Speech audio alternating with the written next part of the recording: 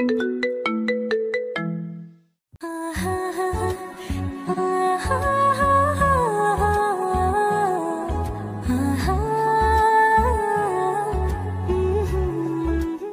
কথা না শুনি তাহলে তারা আমার ক্ষতি করে দিবে।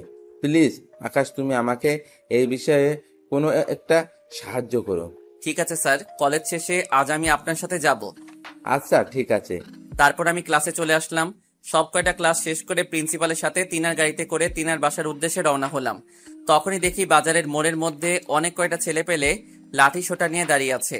আকাশ দেখো ওই যে ছেলেগুলো। স্যার আপনি আমার সাথে আসেন। স্যারকে নিয়ে গাড়ি থেকে নামতে ছেলে পেলেগুলো আমাদের দিকে এগিয়ে আসলো। তখনই তাদের থেকে একজন ছেলে বলে উঠল, স্যার আমার বোনকে সেকেন্ডে উঠিয়েছেন তো? ভাই দেখেন, ফেল করলে উপরে ওঠানোর কোনো নিয়ম নেই। আর তাছাড়া আপনার বোন অনেক কম বিষয়ে ফেল করেছে। সো স্যার আপনার বোনকে উঠাতে পারবে না। ওই বেটা প্রিন্সিপাল উঠাবে তো তোর বাপও উঠাবে। তুই কে রে? তুই আমাদের মাঝে ক্ষমাখা এসে বাম হাত কেন দিচ্ছিস? ভাই ঠিকঠাক মতন কথা বল, না হয় কিন্তু। না হয় কিন্তু কি? কি করবি তুই? ছেলেটার কথা শুনে আকাশের মেজাজ চটে যায়। সে কোমর থেকে পিস্তল বের করে সোজা গিয়ে সেই ছেলের কলার চেপে ধরে। বল এবার কি বলবি? ছেলেগুলো আকাশের হাতে পিস্তল দেখে ঘাবড়ে যায়, যার ফলে ছেলেগুলো একদম চুপচাপ হয়ে যায়। কিন্তু আকাশ চুপচাপ থাকার পাবলিক নয়, কারণ বেয়াদবের সাথে বেয়াদবি করা সে ভালো করে জানে। তাই সে সেই ছেলেটার কলার ছিঁড়ে দিয়ে গালের মধ্যে কষে একটা লাগিয়ে দেয়। তারপর বলতে থাকে, স্যারের সাথে অসভ্যের মতন আচরণ করলি কোন সাহসে তুই? কত বড় সাহস যে তুই স্যারের মতন সম্মানিত মানুষের সাথে বেয়াদবের মতন আচরণ করিস? ছেলেটা একদম বোবা হয়ে গিয়েছে, আর তার সাথে ছেলেপিলে যারা আছে তারা তো একদম যেন কিছুই জানে না। ছেলেটা চুপচাপ থাকা দেখে আকাশ আবার তার কলার চেপে ধরে। কিরে এখন কথা বলছিস না কেন? কিসের এত পাওয়ার তোর? তুই চিনিস আমি কে? তখনই পিছন থেকে কেউ একজন এসে শার্টের কলার চেপে ধরার মতন করে পিছন থেকে আকাশের শার্ট চেপে ধরে। আকাশ ছেলেটাকে ছেড়ে দিয়ে পিছনে ঘুরতেই দেখে ইদনি তার শার্ট পিছন চেপে ধরে তার দিকে ভয়ানক দৃষ্টিতে তাকিয়ে আছে। ইদিনি, তুমি হঠাৎ এখানে কি করছো? আমি আমার বাবার সাথে কেনাকাটা করার জন্য এখানে এসেছি। কিন্তু তুই বল যে তুই খোলা বাজারের মধ্যে গুন্ডামি মাস্তানি কেন করছিস? এতটা জঘন্য কেন তুই? ইদিনি আমার শার্ট ছাড়ো তুমি। না, আমি তোর শার্ট ছাড়বো না। তুই বাজারে গুন্ডামি কেন করবি? ইদিনি দেখো, তুমি কিন্তু এসবের পিছনের আসল কাহিনী জানো না। আমি জানি আর না জানি সেটা বড় বিষয় না। কথা হচ্ছে তুই খোলা বাজারের মধ্যে গুন্ডামি করছিস, যেটা আমি করতে দেব না। এই ভাইয়া, আপনারা চলে যান, আমি দেখছি এই ছেলেকে। ইদনির কথা শুনে প্রিন্সিপালের সাথে ঝামেলা করতে আসা ছেলেপিলেগুলো সেখান থেকে চলে যায়। ইদিনি এখন কিন্তু খুব খারাপ ভাবে বলে দিলাম, তুমি ভালোই ভালোই আমার শার্ট ছাড়ো। এই বেটা, একদম দাদাগিরি দেখাতে আসবি না বলে দিলাম। মনে রাখবি সব সময় যে ইদনি কারোর ধার ধারে না। ইদনির কথা শুনে চরম রাগ উঠে গেল। কষে একটা থাপ্পড় বসিয়ে দিলাম ইদনির গালের মধ্যে, যার ফলে সাথে সাথে সে আমার শার্ট ছেড়ে দিয়ে কয়েক হাত দূরে সরে যায়। আর দূরে সরে গিয়ে গালে হাত দিয়ে কান্না জড়িত ভঙ্গিতে আমার দিকে চেয়ে থাকে। কারণ সে হয়তো ভাবতেও পারিনি যে আমি তাকে এমন ভাবে বাজারের লোকজনের সামনে থাপ্পড় বসিয়ে দিব। তখনই তার বাবা আমার সামনে আসে আর ইদনিকে বলে, ইদনিমা, তুই গিয়ে আমাদের গ্রামে সিরিয়াল করার সেই গাড়িগুলোর আছে সেটাতে গিয়ে উঠে বস, আমি ওনার সাথে একটু কথা বলবো। ইদনি তার বাবার কথা মতন লাইনে দাঁড় করিয়ে রাখা একটা গাড়িতে গিয়ে বসলো, যেটা তাদের গ্রামেই যাবে। সাহেব, আমার মেয়েটা না বুঝে আপনার কাজে এসে বাধা দিয়ে ফেলেছে, প্লিজ আপনি কিছু মনে করবেন না। দেখুন, যা মনে করার তা একটু আগে করে ফেলেছি, কারণ সব জায়গায় মাথা ঘামালে হয় না। আপনারা হয়তো দেখছেন যে আমি পিস্তল হাতে নিয়ে সেই ছেলেগুলোকে শাসাচ্ছিলাম, কিন্তু তার মানে এই নয় যে আমি গুন্ডা মাস্তান। সেই ছেলেগুলো ওই যে দেখছেন দাঁড়িয়ে আছে ভদ্রলোক, যে কিনা আমাদের কলেজের প্রিন্সিপাল, তিনাকে শাসাচ্ছিল। তাই তাদেরকে শায়েস্তা করার জন্য এখানে এসেছি। কিন্তু ইদনি তার মাঝে এসে হাঙ্গামা শুরু করে দিল। সাহেব, ইবনির তরফ থেকে আমি আপনার কাছে ক্ষমা চাইছি, প্লিজ আপনি আমার মেয়েকে মাফ করে দিন। আসলে আমার মেয়েটা অত শত বুঝে না, তাই সে না বুঝে এমন করে ফেলেছে। কিন্তু আশা করি সে আপনার সাথে মানিয়ে নিতে পারবে। আর দেখবেন যখন সে আপনার সাথে পুরোপুরি মিশে যাবে তখন সে আপনার কথা ছাড়া এক চুল পরিমাণও নড়বে না। মানে কি বলতে চাইছেন আপনি? সাহেব, মানেটা আমার চাইতে কিন্তু আপনার ভালো করে জানা। সাহেব, আমার নাম্বারটা রাখেন, আপনি প্রয়োজন হলে আমার সাথে যোগাযোগ করবেন। ঠিক আছে। তিনি নাম্বার বলল আর আমি নাম্বারটা ফোনের ডায়ালে তুলে সেভ করে নিলাম। সাহেব এখন আসি। লোকটা চলে গেল আর আমি এখনো ভ্যাবাচাকা খেয়ে দাঁড়িয়ে আছি। তখনই প্রিন্সিপাল স্যার এসে আমার কাঁধে হাত রাখে আর বলে, আকাশ, মেয়েটা কে ছিল? স্যারের প্রশ্নের উত্তরে কি বলবো ভেবে পাচ্ছি না, তাই চুপচাপ দাঁড়িয়ে থাকলাম। আকাশ, সমস্যা নেই, উত্তর দিতে হবে না। আমি যা বুঝার তা শুরুতেই বুঝিয়ে নিয়েছি। কারণ এখন কোনো বাপের বেটা নাই যে তোমার গায়ে এসে হাত দেবে। কিন্তু সেই মেয়ে এসে যখন তোমার শার্ট চেপে ধরেছে, তার মানে সে তোমার আপন কেউ লাগে। আর কোন কাতারের আপন তা তোমার নিরাপত্তা দেখে বুঝে নিয়েছি আমি। স্যারের কথা শুনে লজ্জায় মাথা কাটা যাচ্ছে মতন অবস্থা, শরমে মাথা নুইয়ে রেখেছি। আরে আকাশ, লজ্জা পাওয়ার কিছু নেই। আমি এখন কলেজের বাইরে আছি। তুমি এখন আমাকে প্রিন্সিপাল না ভাবলেও পারো। তবে হ্যাঁ, একটা কথা বলি, মেয়েটা খুব মায়াবী। যদি সম্ভব হয় অতি দ্রুত তাকে বিয়ে করে নাও। কারণ আজকালকার মেয়েরা একটু বড় হলেই নিজের ভার্জিনিটি হারিয়ে বসে, না হয় নিজের ইচ্ছায় বিলিয়ে দেয়। সো যত তাড়াতাড়ি বিয়ে করবে ততই মুসিবত কম। আর তাছাড়াও আমার মতে তুমি এখন পরিপূর্ণরূপে ইস্টাবলিশ। কারণ তোমার পড়ালেখার পাশাপাশি বিজনেস আছে, তার নাম ডাক তো আছেই মাশাল্লাহ। সো পড়ালেখা না করলেও চলে তোমার। পড়ালেখার চিন্তা করে এমন মেয়েকে হাতছাড়া করা বোকামি হবে তোমার। তাই ভালোভাবে একটু ভেবে দেখো। আচ্ছা, আমি এখন চলে যেতে পারবো। আর তোমাকে একটা গাড়ি ঠিক করে দিছি, তুমি বাসায় চলে যাও। না না স্যার, তার কোনো প্রয়োজন নেই। আরে প্রয়োজন তোমার না থাকলেও আমার আছে, কারণ তুমি আমার প্রয়োজনে এসেছো। সো আমি গাড়ি ঠিক করে দিচ্ছি। স্যার একটা সিএনজি ঠিক করে দিল। তিনি সিএনজিওয়ালাকে ভাড়াও দিয়ে দিয়েছে। সিএনজি করে বাসায় চলে আসলাম। অন্যদিকে আমার ড্রাইভার গিয়ে গাড়ি নিয়ে এসেছে কলেজ থেকে। কারণ কলেজ থেকে বের হয়ে তাকে মেসেজ করে বলেছি যে কলেজের সামনে থেকে আমার গাড়ি বাসায় নিয়ে যেতে। তাই সে কথা মতন গাড়ি নিয়ে বহু আগে বাসায় চলে এসেছে। তারপর বাসায় এসে ফ্রেশ হয়ে বসে আছি। একটু পর দিয়া এসে ডেকে গেল খাবারের জন্য, তাই নিচে চলে গেলাম খাবার খেতে। মা নিজ হাতে খাবার খাইয়ে দিয়েছে। তারপর খেতে উপরে চলে এসেছি, কারণ একটু রেস্ট করা দরকার। বিছানায় শুয়ে আছি, তখনই ইদনির কথা মনে পড়লো। যে মেয়েটাকে আজকে আমি ভরা বাজারের মানুষজনের সামনে থাপ্পড় মেরেছি, এটা মনে পড়তেই কেমন যেন মনটা খারাপ হয়ে গেল। না, মেয়েটাকে সরি বলা উচিত, কিন্তু কিভাবে সরি বলবো সেটাই ভেবে পাচ্ছি না। তখনই মনে পড়লো যে ইদনির বাবার নাম্বার আমার কাছে আছে। সাথে সাথে ইদনির বাবার নাম্বারে ফোন দিলাম। তিনি ফোন রিসিভ করতে সালাম দিলাম টিনাকে। তিনি আমার সালামের উত্তর দিয়ে বলল, জি সাহেব, বলেন। লোকটার কথা শুনে বেশ অবাক হলাম, কারণ তিনি আমার সালাম শুনেই অনুমান করে নিয়েছে যে আমি কে। বাহ, বেশ তুখোড় সেন্স তো লোকটার। আসলে আমি একটু ইদনির সাথে কথা বলতে চাই। ঠিক আছে, আমি ইদনিকে ফোনটা দিচ্ছি। তিনি গিয়ে ইদনিকে ফোন দিয়ে বলল আমি তার সাথে কথা বলতে চাই। ইদনি ফোনটা হাতে নিয়ে বলল, এই গুন্ডা, তুই কি করতে ফোন করেছিস? ইদনি, আসলে আমি সরি। আসলে আমার চরম রাগ উঠেছিল তখন তোমার আচরণে, তাই রাগ সামলাতে না পেরে তোমায় এতগুলো মানুষের সামনে থাপ্পড় মেরেছি। এই গুন্ডা, রাখ তোর সরি। তুই কে রে ভাই? কি হোস তুই আমার? তুই তো আমার কিছুই না। না তুই আমার কিছু হোস, আর না আমার পরিবারের। তো সরি বলার ফর্মালিটি পালন করার কি আছে? আসলে ইদনি, আমার অনেক খারাপ লাগছে তোমাকে থাপ্পড় মেরে। আরে ভাই, তোর খারাপ লাগা তোর কাছে রেখে দে, কারণ ফর্মালিটিস এই কোনো কাজ নেই এখানে। কারণ তোর সাথে আমার কাকতালীয় ভাবে 2-3 বার দেখা হয়েছে, কিন্তু তার মানে এই না যে আবারও দেখা হবে। সো সরি বলার ফর্মালিটি পালন করতে হবে না। আরে ইদনি, তুমি আমার উপরে রেগে গিয়ে হয়তো এত সব কথা বলছো। সত্যি আমি সরি। আরে ভাই, আমি কোনো রেগে নাই তোর উপরে। রেগে তো ছিলি তুই, কারণ আমি তোকে চাকু দিয়ে আঘাত করেছি, তাই তুই আমার উপরে প্রতিশোধ নিয়েছিস। সো যাই করেছিস ভালোই করেছিস। আর কখনো তো আমাদের দেখা হচ্ছে না, তাই সরিটা তোর কাছে রেখে দে। আর আমিও আজকের বিষয়টা ভুলে যাব। এখন রাখলাম ফোন। ইদনি আমার মুখের উপরে ফোনটা রেখে দিল। ইদনির কথাবার্তা আর এমন আচরণে আমার মনটা আরো বিশাল খারাপ হয়ে গেল। কি করব কিছুই যেন মাথায় কাজ করছে না। তৎক্ষণাৎ একটা বড় ধরনের সিদ্ধান্ত নিয়ে নিলাম যে ইদনিকে আমি বিয়ে করে নিব। আর সেই বিষয়ে আজকে আম্মুর সাথে কথা বলবো। সোজা নিচে চলে গেলাম আম্মুর রুমে। কি রে, হঠাৎ তুই আমার রুমে? কিছু কি বলবি? বল, কি হয়েছে? মা, আমার একটা মেয়েকে পছন্দ হয়েছে, তাকে আমি বিয়ে করতে চাই। বাহ, এ তো বেশ ভালো কথা। কিন্তু সমস্যা হলো মেয়েটা আমার চাইতে কিছুটা ছোট, আর সে গ্রামের মেয়ে।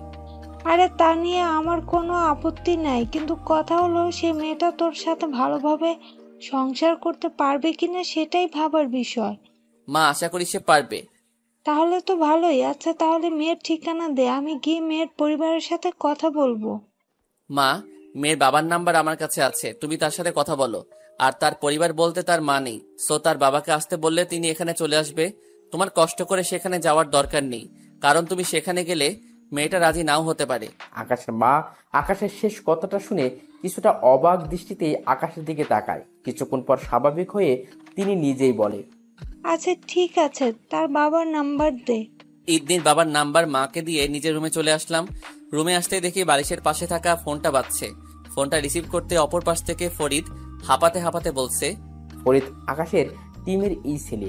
ভাই, শহরে অনেক ভয়ানক একটা গ্যাং এর উৎপত্তি হয়েছে, আর তারা ধরে ধরে আমাদের ছেলেপিলেকে মেরে ফেলছে। প্লিজ আপনি কিছু একটা করুন। কি কি বলিস তুই এসব? হ্যাঁ ভাই, তারা আজকে আমাদের 3টা ছেলেকে মেরে ফেলেছে। তুই তাদের কাউকে চিনিস বা দেখেছিস?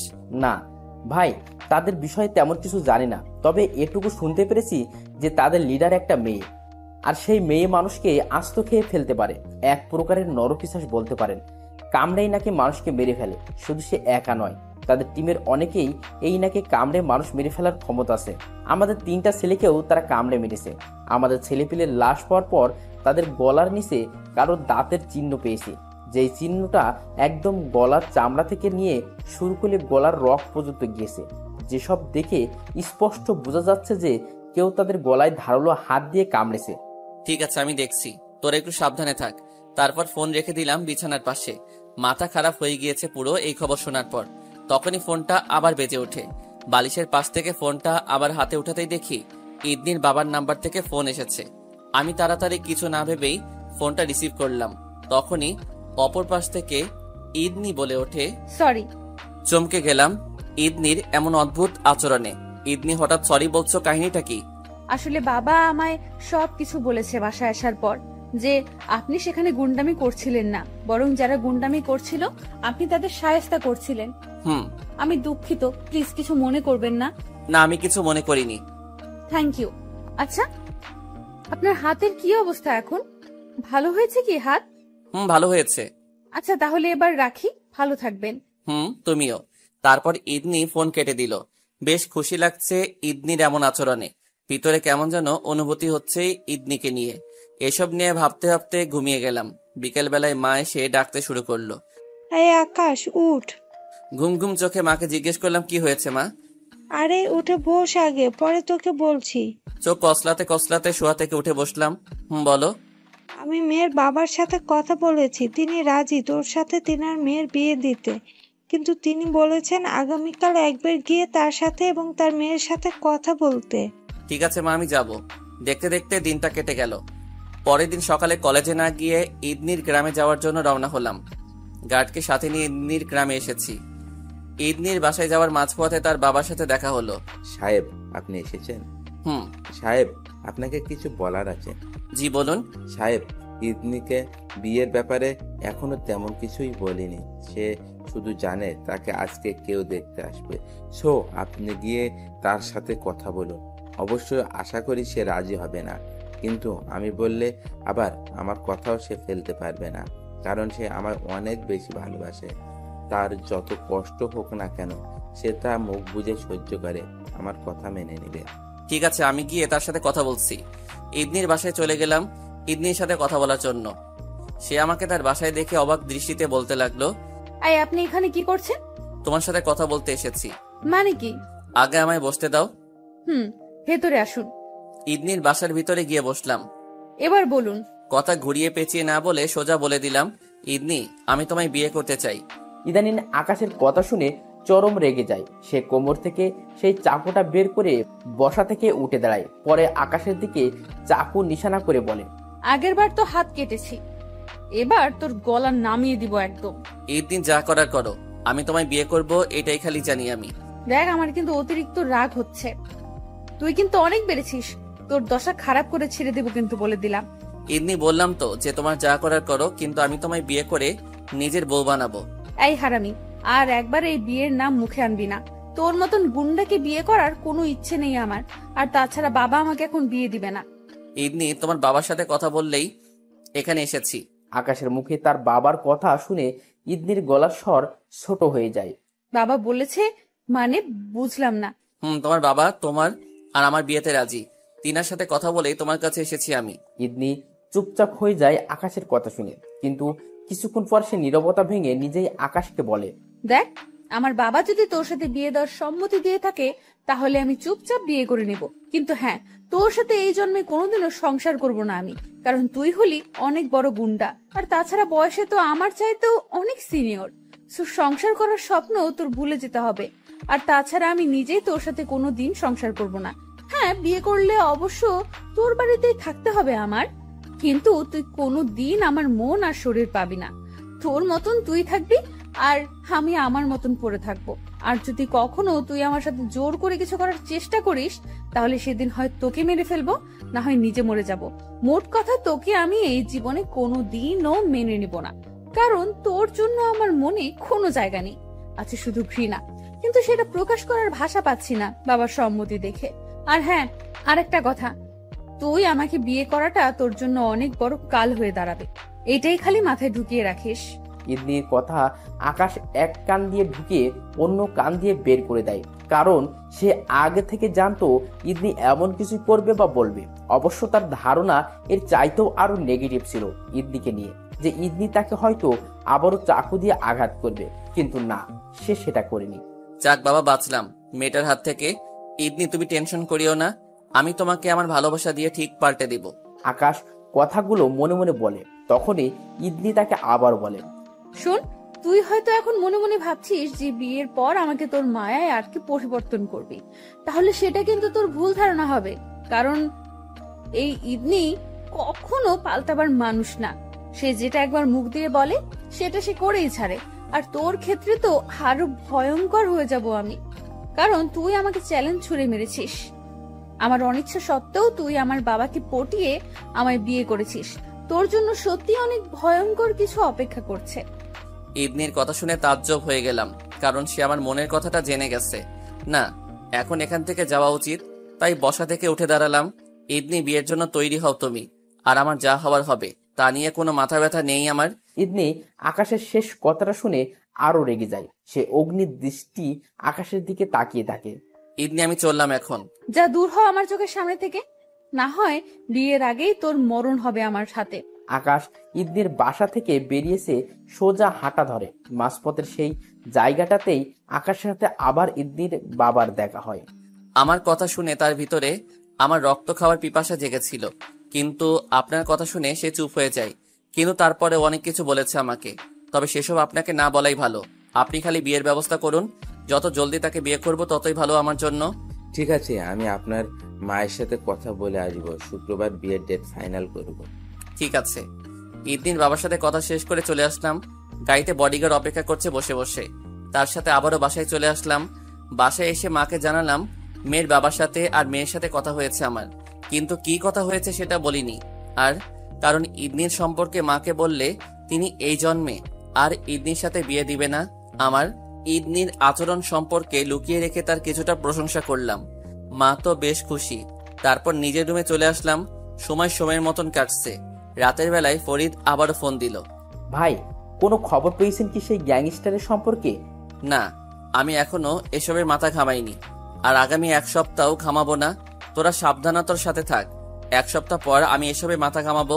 ঠিক আছে ভাই। তারপর ফোন রেখে দিলাম। আর এক সপ্তাহ মাথা না ঘামানোর কারণ তো সকলেই জানেন, যে আমি ঈদনিকে বিয়ে করতে চলেছি। তাই সেই মোতাবেক নিজেকে শান্তশিষ্টভাবে গুছিয়ে রাখলাম। সময় তার আপন মনে চলছে। দেখতে দেখতে বিয়ের দিন চলে এসেছি। বিয়ের সমস্ত ফর্মালিটি শেষ করে ঈদনিকে আপন করে নিয়েছি। বাসর ঘরে ঈদনি বসে আছে, আর আমি বাসর ঘরের সামনে দাঁড়িয়ে দাঁড়িয়ে ঈদনির সম্পর্কে ভাবছি। তখনই মা এসে, এত ভাবাভাবির কিছু নেই, পছন্দ করে বিয়ে করছিস তো এত ভাবার কি আছে, যা ভেতরে যা। মা আসলে আকাশ, তুই ছেলে, আর ছেলেদের এতটা ভাবাভাবির কাজ নেই, সো ভেতরে যা। কথা মতন বাসর ঘরের দরজা খুলে ভিতরে প্রবেশ করলাম। আমার উপস্থিতি টের পেয়ে ঈদনি খাট থেকে নেমে এসে আমার পা ধরে সালাম করতে লাগলো। ঈদনির আচরণে বেশ অবাক হলাম, কিন্তু সেটা ঈদনিকে বুঝতে দিলাম না। আমি আপন মনেই ঈদনিকে পা ছুঁতে না দিয়ে দুই হাত তার বাহুতে রেখে তাকে উঠানোর ট্রাই করলাম। তখনই সে শাড়ির ভিতর থেকে চাকু বের করে আমার হাতে ঘা মেরে দিল, আর সাথে সাথে হাতের মাংস কেটে গিয়ে সেখান থেকে চিরচির করে রক্ত বের হতে আরম্ভ করলো। অবাক দৃষ্টিতে ইদনির দিকে তাকিয়ে আছি। তার আচরণে পুরোপুরি বোবা হয়ে গিয়েছি আমি। তাকে বলার মতন সমস্ত ভাষায় যেন হারিয়ে ফেলেছি আমি। সে আমার চোখের দিকে এক পলক তাকিয়ে ওয়ার্ড্রোবের সামনে চলে গেল। পরে গলা আর কান থেকে স্বর্ণের গহনাগুলো খুলতে আরম্ভ করলো। আমার হাত থেকে এখনো ধীর গতিতে স্রোতের মতন রক্ত পড়ছে। আমি পাঞ্জাবির একটা সাইড উঠিয়ে হাতের মধ্যে চেপে ধরলাম। পরে নিজের খাটে চলে গেলাম। ইদনি গহনাগাটি খুলে খাটে এসে বসলো। আমার দিকে যেন তার কোনো খেয়ালই নেই। রক্তের স্রোতে যে আমার হাত আর পাঞ্জাবি পুরো লাল বর্ণ ধারণ করেছে তাতে যেন তার কিছুই যায় আসে না। তখনই সে আমায় বলল, কিরে, খুব কষ্ট হচ্ছে না কিরে তোর? ইদনির কথার প্রত্যুত্তরে কি বলবো ভেবে পাচ্ছি না, তাই চুপচাপ করে বসে থাকলাম। জানি আমি যে তোর অনেক কষ্ট হচ্ছে, কিন্তু একটা জিনিস কি জানিস, তুই সত্যিকার অর্থে এই কষ্টটা ডিজার্ভ করিস, কারণ তুই আমাকে আমার মতের বিরুদ্ধে বিয়ে করেছিস। সো কষ্টটা তোর জন্য প্রাপ্য। অবশ্য প্রত্যেক মানুষের জন্য এই বাসর ঘর নামক জিনিসটা অনেক মধুর হয়, কিন্তু তোর জন্য সেটা নরক, কারণ তোর মতন গুন্ডার থেকে আর ভালো কিছু আশা করে না। ইদনির কথা শুনে মনের ভিতরে বিশাল একটা আঘাত লাগলো। চুপচাপ সেইভাবে হাত চেপে ধরে অন্য পাশে ফিরে শুয়ে পড়লাম। তখনই ইদনি আবার ডাক দিল, এই ছেলে, শোয়া থেকে ওঠ। কেন, আঘাত করে মন ভরেনি নাকি আরো বাকি আছে আঘাত করা? দেখ, বেশি কথা বলিস না, এমনিতেই তোর উপরে রাগ উঠে আছে। সো শোয়া থেকে ওঠ। ইদনির কথা মতন শোয়া থেকে উঠে বসলাম। দেখি তোর হাতটা এদিকে দে। চিন্তায় পড়ে গেলাম ইদনির কথা শুনে, কারণ কখন আবার কি করে বসে কে জানে।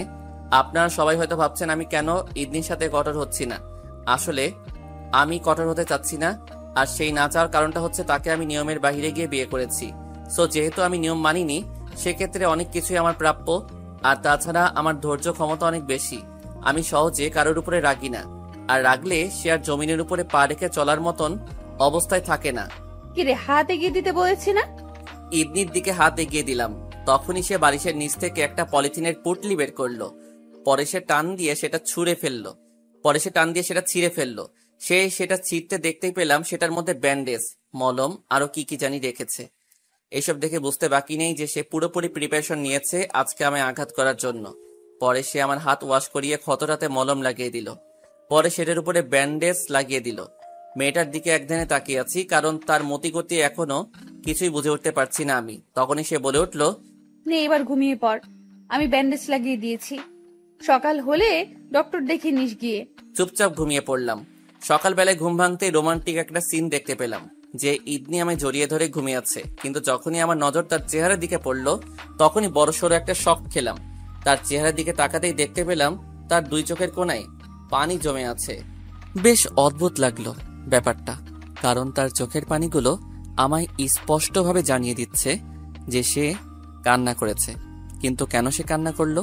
সে তো গতরাতে বেশ কর্কশ ভাষায় আমার সাথে কথা বলেছে, আর তাছাড়া আমার উপরে তো রিভেঞ্জও উঠিয়েছে। তাহলে কান্না করলো কেন? তার তো খুশি হওয়ার কথা। এসব নিয়ে ভাবছিলাম, তখনই ইদনির চোখের কোণে জমে থাকা এক ফোঁটা পানি তার চোখের কোণ ছাড়িয়ে মুখ গড়িয়ে পড়ল। জিনিসটা দেখে ভিতরটা কেমন যেন কেঁপে উঠল। নিজের অজান্তে ঠোঁটটা তার চোখের সামনে নিয়ে গেলাম। তারপর তার অশ্রু ভরা চোখে আলতো করে একটা চুমু দিলাম। সে ঘুমের মাঝে কেঁপে উঠল আমার স্পর্শ পেয়ে। পরপর দুই চোখেই চুমু এঁকে দিলাম। দ্বিতীয় চোখে চুমু দেওয়ার পর সে ঘুম পাতালেই আমায় আরো শক্ত করে জড়িয়ে ধরল। ব্যাপারটা বেশ উপভোগ করলাম। আমিও চুপচাপ শুয়ে আছি তার সাথে। তখনই রুমের বাহির থেকে মা এসে ডাকাডাকি শুরু করলো, এই আকাশ, উঠে বৌমাকে নিয়ে নিচে আয়। আর বিছানায় শুয়ে থাকা হলো না। ইদনির থেকে নিজেকে ছাড়িয়ে নিয়ে বিছানা ছেড়ে উঠে পড়লাম, আর ইদনিকেও ডেকে দিলাম। সে ঘুম থেকে উঠেই আমার দিকে বড় বড় চোখ করে তাকিয়ে আছে। আমি তার চোখের থেকে নজর সরিয়ে নিয়ে ওয়াশরুমে ঢুকে পড়লাম। কিছুক্ষণ পর ফ্রেশ হয়ে বের হতেই ইদনি দৌড়ে ওয়াশরুমে ঢুকে গেল। আমি আমার মতন রেডি হয়ে বসে আছি। ইদনিও ওয়াশরুম থেকে ফ্রেশ হয়ে বের হলো। পরে তাকে বললাম রেডি হয়ে নিতে। সে আমার কথার প্রত্যুত্তরে কিছু না বলে চুপচাপ রেডি হয়ে নিল। তারপর এসে আমার সামনে দাঁড়ালো। ইদনি, চলো এবার নিচে যাওয়া যাক। তখনই সে হুট করে আমার কলারটা চেপে ধরে বলতে লাগলো, মানুষজনের ফর্মালিটিসের গুষ্টি মারি, তুই তাড়াতাড়ি আগে হসপিটালে যাবি হাত দেখাতে। তোর হাতের কোনো কিছু না হওয়া চাই আমি। ইদনির এই অদ্ভুত আচরণে ভিতরে খুশির জোয়ার বইছে, কারণ সে আমায় আঘাত করে নিজেই কষ্ট পাচ্ছে। কিন্তু আমার খুশির প্রভাবটা বাহিরে প্রকাশ করলাম না। তখনই সে আবার বলল, কিরে, কথা কানে যায়নি তোর? আমাকে নিয়ে এত চিন্তা করার কি আছে? তুমি নিজেই তো আমায় ছুরি দিয়ে আঘাত করেছ, আবার এখন নিজেই ছটফট করছো আর কষ্ট পাচ্ছ আমার জন্য। এই বেটা, তোকে কে বলেছে যে আমি তোর জন্য কষ্ট পাচ্ছি? কেউ বলতে হবে নাকি? তোমার আচরণেই তো সব বোঝা যাচ্ছে। একদম ভুল ভেবেছিস তুই, কারণ আমি কোনো কষ্ট পাচ্ছি না। তবে হ্যাঁ, ছটফট করছি, আর তার কারণ হলো তোর হাত ঠিক না হলে আবার ছুরি দিয়ে আঘাত করতে পারবো না আমি, তাই আমি ছটফট করছি। সো তুই তাড়াতাড়ি ঠিক হ। ইদনির কথা শুনে চোখ বড় বড় হয়ে গেল আমার। মনে মনে ভাবছি, এ কাকে বিয়ে করে আনলাম আমি, যার কাছে কিনা কোনো কদরই নেই আমার, যে কিনা সবসময় আমায় আঘাত করার চিন্তা ফিকির নিয়ে থাকে। এই, তুই কি এত ভাবিস? হ্যাঁ না, কিছু না, চলো নিচে যাব। চল। ইদনিকে নিয়ে নিচে চলে এলাম। বাড়িতে অনেক লোকজন এসেছে নতুন বউ দেখতে। সবাই অনেক খুশি ইদনির উপরে, কারণ তাদের মনের মতন মেয়ে পেয়েছে তারা। সবাই ইদনিকে নিয়ে ব্যস্ত হয়ে পড়েছে, আর আমি এক জায়গায় বসে কল্পনার জগতে পাড়ি জমিয়েছি যে আমি আকাশ বাহিরের মানুষের জন্য জমের চাইতেও কম না। মানুষ আমার আসল পরিচয় জানলেই কপালে হাত তুলে সালাম দেয়।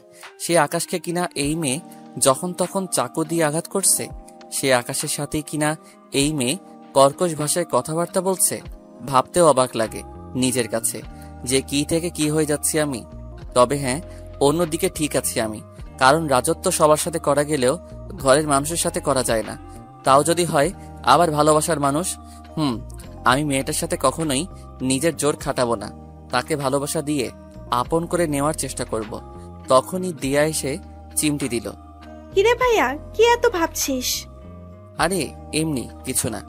তা তো দেখতেই পাচ্ছি, অবশ্যই তুই ভাবের কথা ভাবছিস। আরে না। তুই না বললে কি আমি বিশ্বাস করব না? শোন, আমিও কিন্তু তোর বোন, মনে রাখিস। তোর রাগ কিন্তু আমি চিনি। অনেক পেকে গেছিস তুই। বয়স হয়েছে তো পাকবো না। আচ্ছা বাদ দে এখন এসব কথা, চল নাস্তা করবি। দিয়ার সাথে নাস্তা করতে চলে গেলাম। অনেক মানুষ একই টেবিলে নাস্তা করতে বসেছে। আমি আমার বাঁ হাতটা লুকিয়ে রেখেছি, কারণ গতকাল রাতে ইদনি অঘটন ঘটিয়েছে। নাস্তার পালা শেষ করে চিন্তা করলাম হসপিটাল যাব। তখনই মা আমার টিনার রুমে দেখা করতে বলল, তাই মায়ের রুমে চলে গেলাম। মা আগে থেকেই আমার জন্য অপেক্ষা করছে। মা বলো, কেন রেখেছো? আকাশ, তোকে একটা জিনিস করতে হবে। কি করতে হবে মা? ইদনিকে স্কুলে ভর্তি করিয়ে দিতে হবে। কারণ দেখ বাবা, আমাদের পরিবারের সবাই কিন্তু মোটামুটি শিক্ষিত, কিন্তু ইদনি আমাদের পরিবার থেকে অনেকটা পেছনে। এই কয়দিনে মানুষজন আমায় বেশ কয়বার ইদনির বিষয়ে জিজ্ঞেস করেছে। আমি তাদেরকে জবাব দিয়েছি যে সে ক্লাস 10-এ পরীক্ষা দিবে এবার। ঠিক আছে মা, আমি তাকে নিয়ে গিয়ে দিয়ার স্কুলে ভর্তি করিয়ে দিব। তাড়াতাড়ি করিস, কারণ পরীক্ষার কিন্তু আর বেশি দিন নেই। মায়ের রুম থেকে কথা বলা শেষ করে হসপিটালে চলে আসলাম। হাতে আবার 2 সেলাই পড়েছে। হসপিটাল থেকে ফিরে বাসায় চলে আসলাম। পরের দিন সকালবেলায় ইদনিকে বললাম রেডি হতে, কিন্তু সে আমার কথার গুরুত্ব না দিয়ে চুপচাপ বিছানায় বসে আছে। কি হলো ইদনি, আমার কথা শুনতে পাওনি তুমি? তোমায় না আমি রেডি হতে বলেছি? কেন, আমার রেডি হওয়া দিয়ে তোর কাজ কি? তোমায় নিয়ে গিয়ে দিয়ার স্কুলে এডমিশন করাবো, সো তাড়াতাড়ি রেডি হও। আকাশের কথা শুনে ইদনি এক লাফ দিয়ে বিছানা থেকে নেমে গেল। পরে সে ব্যাগ থেকে কাপড় বের করে চটজলদি ওয়াশরুম থেকে গিয়ে রেডি হয়ে আসলো। আকাশ ইদনির আচরণে বেশ হতবাক। তখনই ইদনি এসে আকাশকে বলে, চলেন, আমি রেডি। আচ্ছা ইদনি, তোমার এই অদ্ভুত আচরণের মানেটা আমি বুঝলাম না। আমার কোনো আদেশ পালন করা তো দূরের কথা, তুমি তো আমার কথারই ঠিকঠাক উত্তর দাও না। কিন্তু এখন কি এমন হলো যে লাফিয়ে রেডি হয়ে গেলে? কারণ আমার স্বপ্ন আমি অনেক পড়ালেখা করব, কিন্তু কপাল খারাপ দেখে তার হয়ে ওঠেনি। কিন্তু এখন সেই অপরচুনিটিটা এসেছে, তাই আর কি চটজলদি রেডি হয়ে আসলাম। তার মানে তোমারও পড়ালেখা করার ইচ্ছে আছে? ঠিক আছে চলো। তারপর ইদনিকে নিয়ে গিয়ে দিয়ার স্কুলে 10ম শ্রেণীতে ভর্তি করিয়ে দিলাম।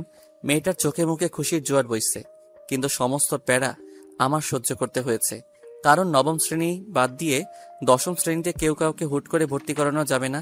কিন্তু প্রিন্সিপাল আমায় খুব ভালো করে চিনে, অনেক ভালো সম্পর্ক রয়েছে আমার পরিবারের সাথে, আর সেই সম্পর্কটা বাবার মাধ্যমে হয়েছে। তাই তিনি প্রথমে আপত্তি করলেও পরে আর করেনি। ইদনিকে অ্যাডমিশন করিয়ে এনে বাসায় নামিয়ে দিলাম। পরে আবার গাড়ি নিয়ে অফিসের জন্য রওনা হলাম, কারণ অফিসে আজ বহুদিন ধরে যাওয়া হচ্ছে না। আজ একটু গিয়ে অফিসের হাবভাব দেখে আসি। অফিসে আসতেই দেখি বিশাল এক সমস্যা হয়ে আছে অফিসে, কারণ কিছুদিন ধরে নাকি ম্যানেজার অফিসে আসছে না, তাই সবার কাজের 12টা বেজে আছে। তাই বাসায় ফোন দিয়ে অফিসে আছি সেই খবর জানিয়ে দিলাম। তারপর নিজেই সবার সমস্যা সমাধান করে দিলাম। বিকেল হয়ে গিয়েছে, সবকিছু গুছিয়ে দিতে দিতে অফিস ছুটির সময় চলে এসেছে। সবাই যে যার মতন বাড়ির উদ্দেশ্যে রওনা হয়েছে। আমিও গাড়ি নিয়ে বাড়ির উদ্দেশ্যে রওনা হয়েছি। কিন্তু একটা জিনিস লক্ষ্য করলাম যে আমার পিছন পিছন একটা গাড়ি আসছে। সে বেশ কিছুক্ষণ ধরে আমার পিছু নিয়েছে। আমি গাড়ি এক সাইডে করে রাস্তায় পাশে দাঁড়ালাম। আমার দাঁড়িয়ে পড়া দেখে সেই গাড়িটা ইউটার্ন নিয়ে উল্টো রাস্তা ধরে চলে গেল। তারপর আমি আবার গাড়ি স্টার্ট করে নিয়ে বাসার উদ্দেশ্যে রওনা হলাম। তখনই পকেটে থাকা ফোনটা বেজে উঠল। গাড়ির গতি কমিয়ে দিয়ে পকেট থেকে ফোনটা বের করলাম। রকি ভাই ফোন দিয়েছে। হ্যাঁ রকি ভাই, কি খবর? এই তো আলহামদুলিল্লাহ, আপনার কি খবর? আমারও চলছে আলহামদুলিল্লাহ। ভাই, একটা ব্যাড নিউজ আছে আপনার জন্য। কি ব্যাড নিউজ? আন্ডারওয়ার্ল্ডের অনেক কজন মাফিয়া মিলে আপনাকে এবং আপনার সমস্ত ছেলেপেলেকে মেরে ফেলা ষড়যন্ত্র করেছে, কিন্তু কারা এর পেছনে আছে তা আমি জানি না। রকি ভাইয়ের কথা শুনে মাথায় পুরো বাজ পড়লো মতন অবস্থা। কিন্তু কেন রকি ভাই? আমি তো আন্ডারওয়ার্ল্ডের সাথে যুক্ত নেই, তাহলে কিসের শত্রুতা আমার সাথে? সেটাই তো বড় সমস্যা, যে আপনি আন্ডারওয়ার্ল্ডের সাথে যুক্ত নেই, তাই তো সবাই আপনার পেছনে লেগেছে। কিন্তু কেন? কারণ অনেকেই চায় যে আপনার দেশে হস্তক্ষেপ করতে, কিন্তু আপনি থাকলে সেটা কখনোই সম্ভব নয়। কারণ আপনি কোনো কিছুতে না থাকলেও আপনি তাতে বাধা দেবেন, আর এটা সবাই জেনে গেছে। তাই আপনাকে শেষ করে দেওয়ার চক্র করছে তারা। ভাই, আন্ডারওয়ার্ল্ডের মধ্যে শুধু আপনার সাথে সম্পর্ক রয়েছে আমার, তাছাড়া তাদের আগামাথাও কিছু জানি না আমি। তাহলে আন্ডারওয়ার্ল্ডের লোকেরাই কেন আমার পিছনে লাগলো? ভাই, সেটা আমারও অজানা, তবে যতদূর জানি এর পেছনে অন্য কেউ রয়েছে, আর সেই অন্য কেউটাই আন্ডারওয়ার্ল্ডের লোকদের টাকা খাইয়ে এসব করছে। তবে আমি সঠিক বলতে পারবো না যে সে কে। ঠিক আছে রকি ভাই, আমিও দেখছি কার এত ক্ষমতা যে আমায় মারবে। হ্যাঁ, তারা মাফিয়া হতে পারে, কিন্তু আমার দেশে এসে আমার উপরে বাহাদুরি করবে সেই ক্ষমতা তাদের নেই। তা হয়তো নেই, কিন্তু তারা সর্বোচ্চ চেষ্টা করবে। সো আপনি একটু সাবধানে থাকবেন, আর কোনো ধরনের সমস্যা হলে আমায় জানাবেন। আমি পাকিস্তান থেকেই আপনাকে সাহায্য করব। ধন্যবাদ রকি ভাই। ভাই, ভালো থাকবেন। আপনিও। রকি ভাইয়ের সাথে কথা শেষ করে জোরে গাড়ি টেনে বাসায় চলে আসলাম। মাথা পুরো জ্যাম খেয়ে আছে রকি ভাইয়ের কথা শোনার পর থেকে। চুপচাপ রুমে চলে আসলাম। রুমে এসে দেখি ইদনি আয়নার সামনে দাঁড়িয়ে দাঁড়িয়ে চুল আঁচড়াচ্ছিল। সে আমায় দেখতে পেয়ে চিরুনিটা ফিক্কা দিয়ে আমার গায়ে মেলা মারল। পরে সে তেড়েফুড়ে এসে আমার চুল টেনে ধরল। ইদনি, কি করছো কি তুমি? তুই এতটা সময় কোথায় ছিলি? অফিসে গিয়েছিলাম। এখন কিসের তোর অফিস? হ্যাঁ, তুই যে বিয়ে করেছিস সেটা কি তোর মাথায় নেই? হ্যাঁ আছে। আর তুমি আমার চুল ছাড়ো। না, আমি ছাড়বো না, কারণ তুই আমায় রেখে এতটা সময় অফিসে কি করছিলি? আরে আজব তো, কি শুরু করলে তুমি? হ্যাঁ, তোমার সাথে আমার কিসের কি যে বাড়িতে পড়ে থাকতে হবে আমার? তুমি তো আমার স্বামী হিসেবেই মানো না, তাহলে এতটা হাইপার হচ্ছ কেন এই বিষয় নিয়ে? কারণ আমার একা থাকতে বোরিং লাগে। তুমি একা কোথায়? বাসায় তো সবাই আছে। না, তা আছে, কিন্তু কথাবার্তা তো তোর সাথেই বেশি হয় আমার, আর তোর সাথেই বেশি মিশেছি আমি। সো তোকেই আমার কাছে থাকতে হবে সব সময়। আমি তোকে স্বামী হিসেবে মানি আর না মানি, তুই সব সময় আমার চোখের সামনেই থাকবি। হ্যাঁ, আমার তো আর কাজ নেই যে সারাদিন তোমায় নিয়ে পড়ে থাকবো। আকাশের কথায় ইদনি অনেক রেগে যায়। ইদনি আকাশের চুল ছেড়ে দিয়ে তাকে সজোরে একটা ধাক্কা মারে, যার ফলে আকাশ বিছানার উপরে গিয়ে আছড়ে পড়ে, আর ইদনি গিয়ে আকাশের গায়ের উপরে উঠে বসে। পরে সে আকাশের ঠোঁটের মধ্যে জোরে একটা কামড় বসিয়ে দেয়, যার ফলে আকাশের ঠোঁটে প্রচন্ড লাগে, কিন্তু সে কোনো ধরনের রিয়াক্ট না করে ইদনির দিকে চোখ পাকিয়ে তাকিয়ে থাকে। কারণ সে কোনোদিনও কল্পনা করেনি যে ইদনি তার এমন জায়গায় কামড় বসাবে। আকাশ অবাক দৃষ্টিতে ইদনির দিকে তাকিয়ে থাকে। কিছুক্ষণ পর ইদনি তাকে ছেড়ে দিয়ে দূরে সরে যায়। এবার আকাশ ইদনিকে বলে, ইদনি, কি ছিল এটা? তোর শাস্তি। ঠিক আছে, কিন্তু ঠোঁটে কামড় কেন? ইদনি এবার চুপচাপ হয়ে যায়, কারণ এতটা সময় তার মাঝে হুঁশ জ্ঞান কিছুই ছিল না। কারণ সে আকাশের কোথায় কামড় দিয়েছে সেটা সে নিজেও বলতে পারবে না। কিন্তু যখন আকাশের মুখ থেকে ঠোঁটের কথা শোনে তখন তার হুঁশ জায়গা মতন আসে, তাই সে লজ্জায় চুপ হয়ে যায়। কি হলো, কথা বলছো না যে? আসলে আমি না বুঝে অমনটা করেছি। আর তাছাড়া আপনাকে আঘাত করার সময় আপনার ঠোঁটটাই সর্বপ্রথম আমার চোখের সামনে এসেছে, তাই বেখেয়ালি ভাবে ঠোঁটেই কামড় দিয়ে বসেছি। আর বেখেয়ালি হওয়ার কারণটা হলো আপনার উপরে অতিরিক্ত মাত্রায় রাগ উঠেছে আমার। কারণ কেন আপনি আমায় একা বাসায় রেখে এতটা সময় বাসার বাইরে থাকবেন? তা ঠিক আছে, তোমার তীব্র রাগের কারণে তুমি আমার ঠোঁটে কামড় বসিয়েছো, কিন্তু হঠাৎ তুই থেকে আপনি হয়ে গেলাম কি করে? নাকি কাহিনীটা কি একটু বলবে? না না, কিছু না, এমনি আপনি রাখছি। ও ঠিক আছে, সমস্যা নেই, কিন্তু সামনের বার থেকে আমায় আঘাত করার আগে কোথায় আঘাত করছো সেটা দেখে শুনে করবে। ইদনি আর কোনো কথা বলে না, মাথা নামিয়ে চুপচাপ আকাশের থেকে কিছুটা দূরে বসে আছে। আর আকাশও কিছু বলে না। আর তাছাড়া আকাশও জানে ইদনির আপনি বলার কারণ। সে ভালো করে জানে যে উট পাহাড়ের নিচে আসলেই পাগলামি শুরু করে। সেমটা ইদনিও করেছে। আচ্ছা ঠিক আছে, আমি নিচে যাচ্ছি, তুমি রুমে থাকো। আকাশ নিচে যাওয়ার জন্য বিছানা থেকে ফ্লোরে পা নামায়। তখনই ইদনি এসে খপ করে আকাশের শার্ট খামচে ধরে তার বুকে মাথা রাখে। তারপর ইদনি বলতে থাকে, আপনি প্লিজ এখন নিচে যাবেন না, আমাকে একটু সময় দিন। আপনি, আমার একা একা একদম ভালো লাগে না ঘরের মধ্যে থাকতে। প্লিজ আপনি যাবেন না। অবাকের পর অবাকই হচ্ছে খালি, কারণ মেয়েটা সেই তখন থেকে অদ্ভুত আচরণ করছে। এই দিনে কি হয়েছে বলো তো তোমার? কেউ কি তোমায় কিছু বলেছে, না কোনো কারণে তুমি ভয় পেয়েছো? না, আমায় কেউ কিছু বলেনি, আর কোনো ভয়ও পাইনি। তাহলে এমন অদ্ভুত ধরনের আচরণ কেন করছো তুমি? তুমি তো আমায় সহ্যই করতে পারো না, তাহলে হঠাৎ এমন পাগলামো করছো? বললাম তো আমার একা থাকতে ভালো লাগে না, আমি একা থাকতে পারি না, তাই আমার তোকে চাই এখন।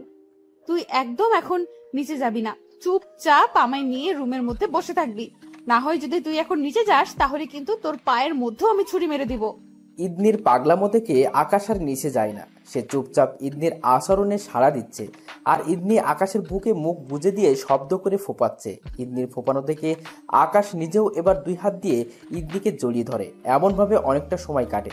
পরে আকাশ লক্ষ্য করে যে ইদনি তার বুকের মধ্যেই ঘুমিয়ে পড়েছে। তাই সে ইদনিকে নিচ থেকে ছাড়িয়ে নিয়ে বিছানায় বালিশের মধ্যে শুয়ে দেয়। পরে সে মিটমিট করে হাসতে হাসতে নিচে চলে যায়।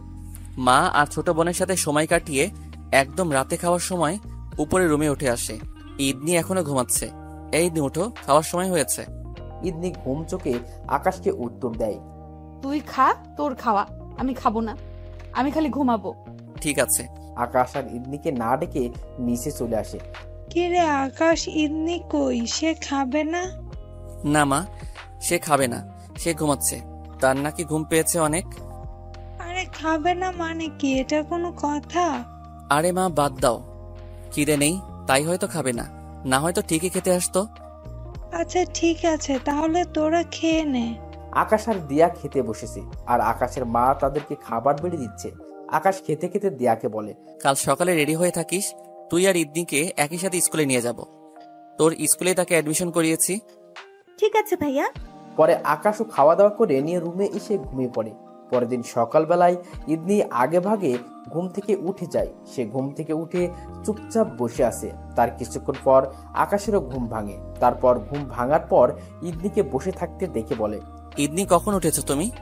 এই তো একটু আগে। ও আচ্ছা, শোনো, তুমি রেডি হয়ে নাও, আমি তোমাকে আর দিয়াকে একসাথে স্কুলে দিয়ে আসবো। ইদনি চট জ্বলতে রেডি হতে চলে যায়। কিছুক্ষণ পর সে ফ্রেশ হয়ে এসে রেডি হয়ে নেয়। তারপর আকাশও ফ্রেশ হয়ে রেডি হয়। পরে ইদনি আর আকাশ নিচে চলে যায় নাস্তা খাওয়ার জন্য। নাস্তার পালা শেষ করে দিয়া আর ইদনি গাড়ি করে নিয়ে স্কুলের উদ্দেশ্যে রওনা হয়। পরে স্কুলে এসে নামাতে দিয়া তার ক্লাসে চলে যায়। আর আকাশ ইদনিকে নিয়ে প্রিন্সিপালের রুমে যায় বই আনার জন্য। আকাশ ইদনির বই নিয়ে ইদনিকে ক্লাসে দিয়ে আসার জন্য তাকে নিয়ে হাঁটা ধরে। তখনই মাঝপথে একটা মেয়ে এসে আকাশকে বলে, এই যে আপনি নিশ্চয়ই দিয়ার ভাই। কিন্তু কেন? আপনি দেখতে অনেক হ্যান্ডসাম। আপনাকে আগেও বেশ কয়েকবার দিয়াকে স্কুলে আনা নেয়া করতে দেখেছি। সেই তখন থেকেই আমাকে কেন জানি আপনাকে ভালো লাগে। মেয়েটার মুখে এমন কথা শুনে ইগনি চোখ পাকিয়ে আকাশের দিকে তাকিয়ে থাকে। তখনই আকাশের মাথায় একটা বুদ্ধি আসে। আসলে তুমিও অনেক সুন্দরী, অনেক মায়াবী দেখতে তোমার চেহারাটা, একদম মনোমুগ্ধকর। আকাশের কথা শুনে মেয়েটা বেশ লজ্জা পায়, কিন্তু অন্যদিকে ইগনি চরম রেগে যায়। কিন্তু সে কিছুই বলতে পারে না আকাশকে, কারণ সে আকাশকে কিছু বলার মতো যোগ্যতা রাখে না। যদি সে আকাশকে স্বামী হিসেবে মানত বা তাকে স্ত্রীর অধিকার দিত, তাহলে সে হয়তো কিছু বলতে পারত, কিন্তু সেই সুযোগ বা অবস্থান তার নেই বা হয়নি এখনো, তাই সে কিছুই বলে না। কিন্তু তার ভিতরে কেমন যেন এক ধরনের খারাপ লাগা কাজ করছে। মনে হচ্ছে যেন তার জিনিসের উপরে কেউ অধিকার ফলাচ্ছে। অদ্ভুত ধরনের একটা কষ্ট অনুভব করছে সে নিজের ভিতরে। তাই সে চোখ মুখে কালো করে সামনের দিকে হাঁটা ধরে। এদিকে আকাশ ইদনির হাবভাব থেকে বুঝতে পারে যে তার ঔষধটা কাজ লেগেছে। আচ্ছা, আমি এখন যাচ্ছি, আমার একটা জরুরি কাজ আছে। তারপর মেয়েটার সামনে থেকে চলে আসলাম। একটু জোরে হাঁটা দিয়ে ইদনির কাছে গেলাম। সে চোখ মুখ একদম কালো করে রেখেছে। এই ইদনি, কি হয়েছে তোমার? বেহুদাই প্রশ্ন করলাম ইদনিকে, কারণ আমি ভালো করেই জানি কি হয়েছে। তার কাটা ঘায়ে নুনের ছিটা দেওয়ায় যে তার জ্বলেছে, সেটা আমার বুঝতে বাকি নেই। না, আমার কিচ্ছু হয়নি, আমি ঠিক আছি। ও, তাহলে ঠিক আছে, কিছু না হলেই হলো। আচ্ছা চলো, তোমায় ক্লাসে দিয়ে আসি। তারপর ইদনিকে সাথে নিয়ে ক্লাসে দিয়ে আসলাম। সে মনমরা হয়ে ক্লাসের ভিতরে ঢুকে পড়লো। ক্লাসে ঢোকার সময় সে আমার সাথে একটা কথা বলেনি। আমি আশা করেছিলাম সে আমায় কিছু একটা বলবে, বাট সে চুপচাপ ক্লাসে ঢুকে পড়েছে। যা কি আর করার। তারপর সেখান থেকে গাড়ি নিয়ে নিজের কলেজের উদ্দেশ্যে রওনা হলাম, কিন্তু মাঝপথেই 4-5টা গাড়ি এসে আমার পথ আটকায়। আমি গাড়ির সামনেও নিতে পারছি না, পিছনেও যেতে পারছি না, মধ্যখানে আটকে গেছি আমি। তখনই আমার পথ আটকানো গাড়িগুলোর ভিতর থেকে অনেক কয়জন লোক অস্ত্র হাতে নিয়ে বেরিয়ে আসে। পরে তারা আমার গাড়ির সামনে এসে আমার দিকে অস্ত্র তাক করে চতুর্পাশ থেকে আমাকে ঘিরে ফেলে। কি করব ভেবে পাচ্ছি না। তাড়াতাড়ি ফোনের লোকেশন অন করে জায়গা মতন একটা মেসেজ পাঠিয়ে দিলাম। তখনই সেই লোকজনগুলা ইশারায় আমাকে গাড়ির কাজ খুলতে বলে। আমি চুপচাপ তাদের কথা মতন গাড়ির কাজ খুলে দিলাম। তখনই একজন এসে আমার গলায় গুলি ঠেকিয়ে ধরে গাড়ি থেকে বের হতে বলে। অপারক হয়ে তাদের এই কথাটাও মেনে নিতে হলো আমাকে। গাড়ি থেকে নামতেই তারা আমাকে টেনে হেঁচড়ে তাদের গাড়িতে উঠায়। পরে আমার চোখে কালো কাপড় বেঁধে দেয়। যখন তারা আমার চোখ থেকে কালো কাপড় খুলে, তখন নিজেকে আবিষ্কার করলাম একটা বন্ধ ঘরের মধ্যে। তাদের সবার মুখের মধ্যেই মাস্ক, কারোর চেহারাই দেখা যাচ্ছে না। তারা আমায় ধরে দড়ি দিয়ে একটা চেয়ারের সাথে হাত পা বেঁধে ফেলে। এই তোমরা কারা, আর আমাকে এখানে কেন এনেছো? আমরা তো জম, আর তোকে এখানে এনেছি মারার জন্য। ও, ভালো কথা, তো মেরে ফেলো আমায়। না, এত সহজে না। আমাদের ম্যাম আসছে, তারপর তোকে কিভাবে মারবে সেটা তিনি ডিসাইড করবে। আমাদের কাজ হচ্ছে তোকে উঠিয়ে আনা, তাই তোকে আমরা উঠিয়ে এনেছি। আর কিছুই বললাম না, চুপচাপ হয়ে বসে আছি। তারা আমায় বেঁধে রেখে অন্য রুমে চলে গেছে। তখনই আমার নজর গেল একটা টি টেবিলের উপরে, যেটা আমার থেকে কিছুটা দূরে রাখা। আর সেই টি টেবিলটার উপরে নজর পড়তেই বমি চলে আসলো, কারণ সেখানে 2টা কাটা হাত রক্তমাখা অবস্থায় কে যেন রেখে দিয়েছে, যার থেকে বাজে একটা স্মেল ছড়াচ্ছে রুমের মধ্যে। আর হাতগুলো দেখতেও বেশ জঘন্য লাগছিল। আমি দাঁত মুখ খিচুনি দিয়ে বসে আছি। তখনই তাদের থেকে একজন রুমে আসে আমায় দেখার জন্য। কিরে, আসিস তো তুই? তোরা অতিরিক্ত প্রস্তাবী, তোরা জানিস না যে তোরা কোথায় হাত দিয়েছিস। এই বেটা, একদম কথা কম। আর আমরা কোথায় হাত দিয়েছি তা আমাদের জেনে লাভ নেই। ম্যাম অর্ডার করেছে তোকে তুলতে, তাই তোকে তুলে এনেছি। এরপর যা হবে ম্যাম বুঝে নেবে সেসব। আর তুই যত বড় কিছুই হোস না কেন, আমাদের সাথে কোনোদিন এই পেরে উঠবি না। সো চুপচাপ বসে থাক। ম্যাম হয়তো চলেই আসবে আর কিছু সময়ের মধ্যে। তারপর উপরে টিকিট কেটে দিলে চুপচাপ উপরে চলে যাস। আমাকে উপরে পাঠানোর চক্করে যেন তোদেরকেই উপরে যেতে না হয়, সেই দিকটা একটু ভালো করে লক্ষ্য রাখিস। আকাশের কথা শুনে তার রুমে আসা মানুষটা প্রচন্ড ক্ষেপে যায়, যার ফলে সে আকাশের গলা চেপে ধরে আর আকাশকে বলে, এই বেটা, গলাবাজি একদম কম। তুই হয়তো আমাদের সম্পর্কে এখনো ভালো করে জানিস না। শোন, মানুষকে মারার জন্য আমাদের কোনো অস্ত্রের প্রয়োজন হয় না। আমরা চাইলে আমাদের ধারালো দাঁত দিয়ে মানুষকে শেষ করে দিতে পারি। আর তুই কিনা আমাদের সাথে এসে বাহাদুরি করছিস। আকাশ লোকটার কথায় কিছু না বলে একটা হাসি দেয়। তখনই সেখানে গোলাবাজি শুরু হয়ে যায়। ফরিদ অনেক ছেলেপেলে নিয়ে আকাশকে বাঁচাতে এসেছে। আকাশ তখন লোকেশন অন করে ফরিদকে মেসেজ করেছিল। আকাশকে কিডন্যাপ করা লোকজন এত ছেলেপেলে দেখে আকাশকে রেখে অন্য রাস্তা ধরে পালিয়ে যায়। ফরিদ ছেলেপেলে নিয়ে এসে আকাশকে উদ্ধার করে। ভাই কিভাবে কি হলো? তাদের এত বড় কলিজা যে তারা আপনাকে উঠিয়ে এনেছে?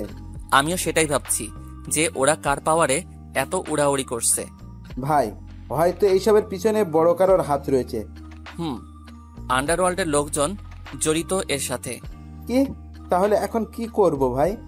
কি আর করব, ধরে ধরে সব কয়টাকে কুপিয়ে মারবো।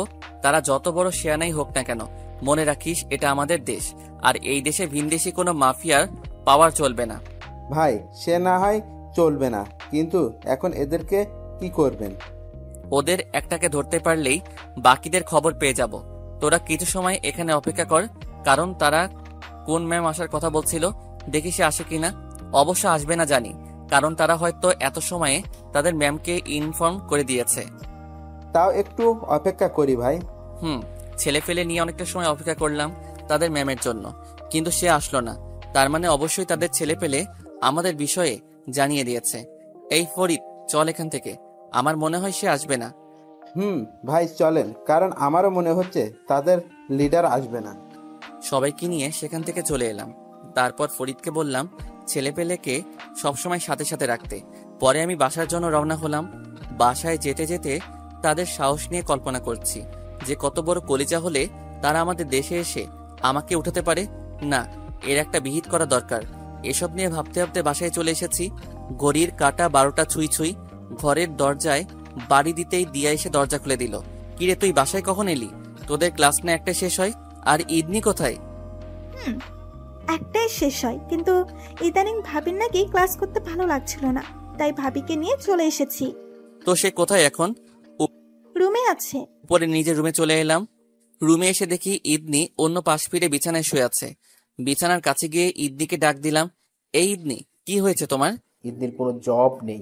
আকাশ আবার তাকে জিজ্ঞাসা করে, এই ইদনি, কি হয়েছে তোমার? তুমি নাকি ভালো লাগছে না বলে ক্লাস থেকেও চলে এসেছো। তোমার কি শরীর টরীর খারাপ করেছে নাকি? ইদনির এবার কোনো জবাব নেই। ইদনির কোনো সারা শব্দ না পেয়ে আকাশ তাকে হাত দিয়ে নাড়া দেয়। তখন ইদনি লাল লাল চোখ নিয়ে আকাশের দিকে ঘুরে তাকায়। আকাশ তার চাহনি দেখে ভেবাচাকা খেয়ে যায়, কারণ ইদনির 2 চোখ দিয়ে টুপ টুপ করে পানি পড়ছে। তার উপরে আবার তার চোখ জোড়া অগ্নি শিকার মতন লাল হয়ে আছে। ইদনি, কি হয়েছে তোমার? কান্না করছো কেন তুমি? এবার ইদনি জবাব দেয়, না, কিছু হয়নি, আমি ঠিক আছি। না, এটা বললে তো হয় না। তোমার চোখের পানি দেখে স্পষ্ট বোঝা যাচ্ছে যে কিছু তো একটা হয়েছে। এবার চরম রেগে যায়। এই, আমার কিছু হলে তোর সমস্যা কি? তোর তো কোনো সমস্যা হওয়ার কথা না। তুই এত মাতব্বরি না করে নিজের কাজ কর গিয়ে। আরে ইদনি, তুমি খামোখা রেগে যাচ্ছ কেন? আমি খামোখা রাগ করছি তাই না? তোর কথা অনুযায়ী আমার রাগের কোনো কারণ নেই। আরে খামোখা রাগ করো আর যাই করো, কিন্তু কি জন্য রাগ করেছো সেটা তো বলবে। তোর আসলে শরীরটাই বড় হয়েছে, মানুষের মন বোঝার ক্ষমতা আল্লাহ তোকে দেয়নি। আরে আজব তো। এই, তোর আজবের গুষ্টি মারি। তুই আমার চোখের সামনে থেকে দূর হ, আমার চোখের সামনে আসবি না একদম। ঠিক আছে, আমি চলে যাচ্ছি। রুম থেকে বেরিয়ে আসলাম, কিন্তু ইদনির এমন দ্বারা অদ্ভুত আচরণ দেখে আমার ভিতরে কোনো কৌতূহলই কাজ করছে না। কারণ তার অদ্ভুত আচরণের আসল রহস্যটা কি সেটা আমার জানতে বাকি নেই।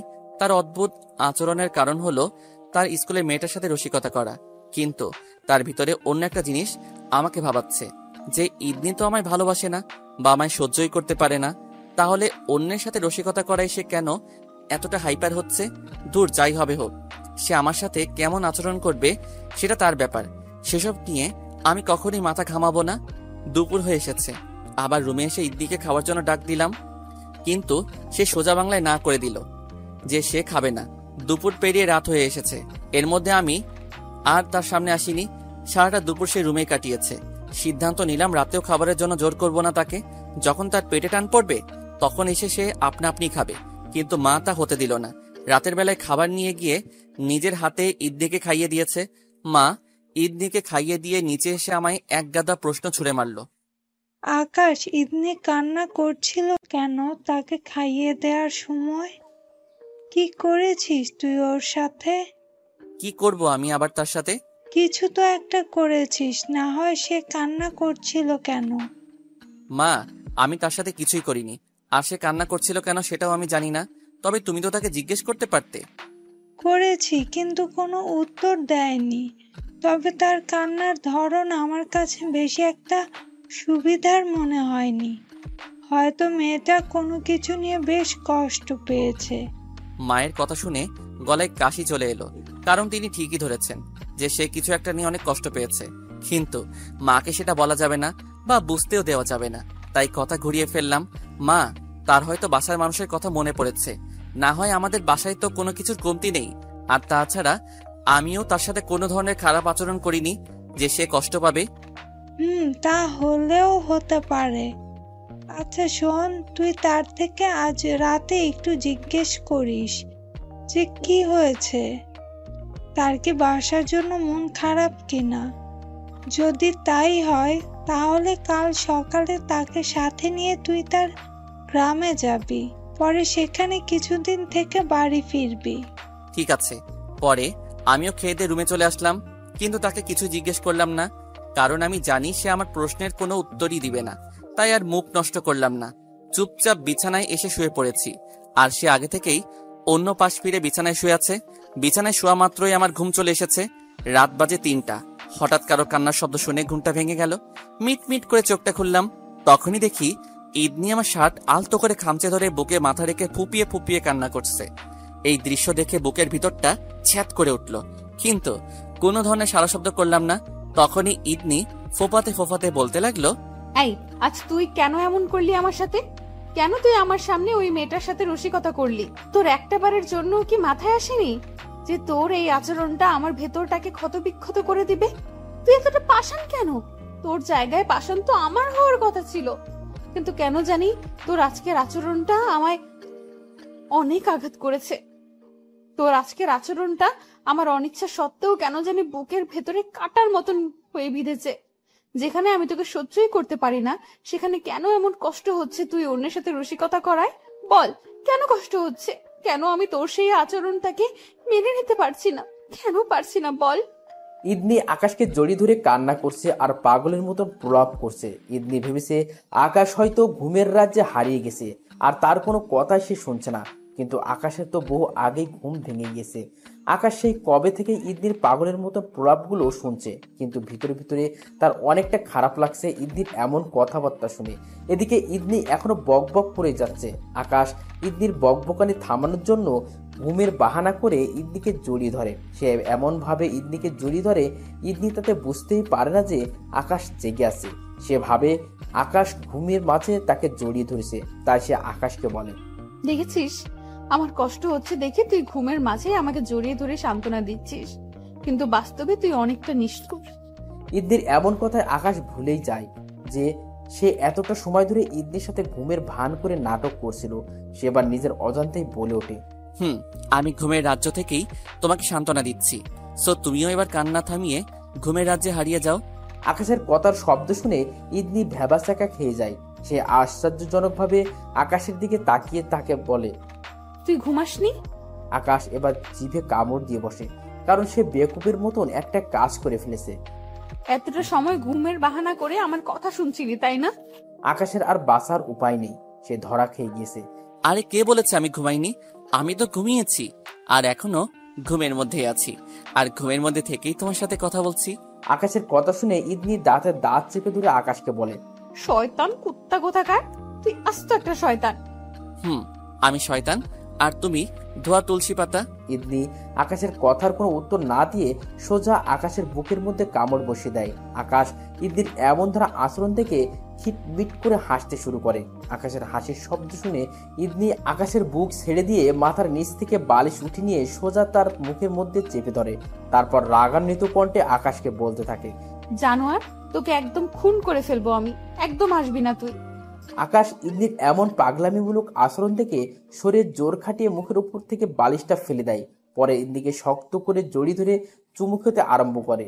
আর এই দিকে ইদনি আকাশের ঠোঁটের উষ্ণ ছোঁয়া পেয়ে পুরোপুরি শান্ত হয়ে যায়। সে যেন পাগলামি বন্ধ করার মেডিসিন পেয়েছে। আকাশের মেডিসিনের কার্যকারিতা তার উপরে এত পরিমাণ প্রভাব ফেলে যে সে পাগলামের রাজ্য ছেড়ে অন্য কোনো রাজ্যে গিয়ে পাড়ি জমায়। ইদনি চুপচাপ আকাশের স্পর্শ অনুভব করছে। অবশ্য সে চুপচাপ থাকলেও তার ভিতরটা টয়লেটের মতন উতাল পাতাল করছে। সে যেন নিজের ভিতরটাকে কোনোভাবেই শান্ত করতে পারছে না। তখনই আকাশ তাকে ছেড়ে দেয় আর বলে, এবার ঘুমিয়ে পড়ো। ইদনি চুপচাপ আকাশের কথা মেনে নেয়। সে চোখ বন্ধ করে শুয়ে আছে, কিন্তু তার ভিতর থেকে মাতাল প্রভাব এখনো পুরোপুরি বের হয়নি। এখনো তার ভিতরে আকাশের স্পর্শের রেশ রয়ে গিয়েছে।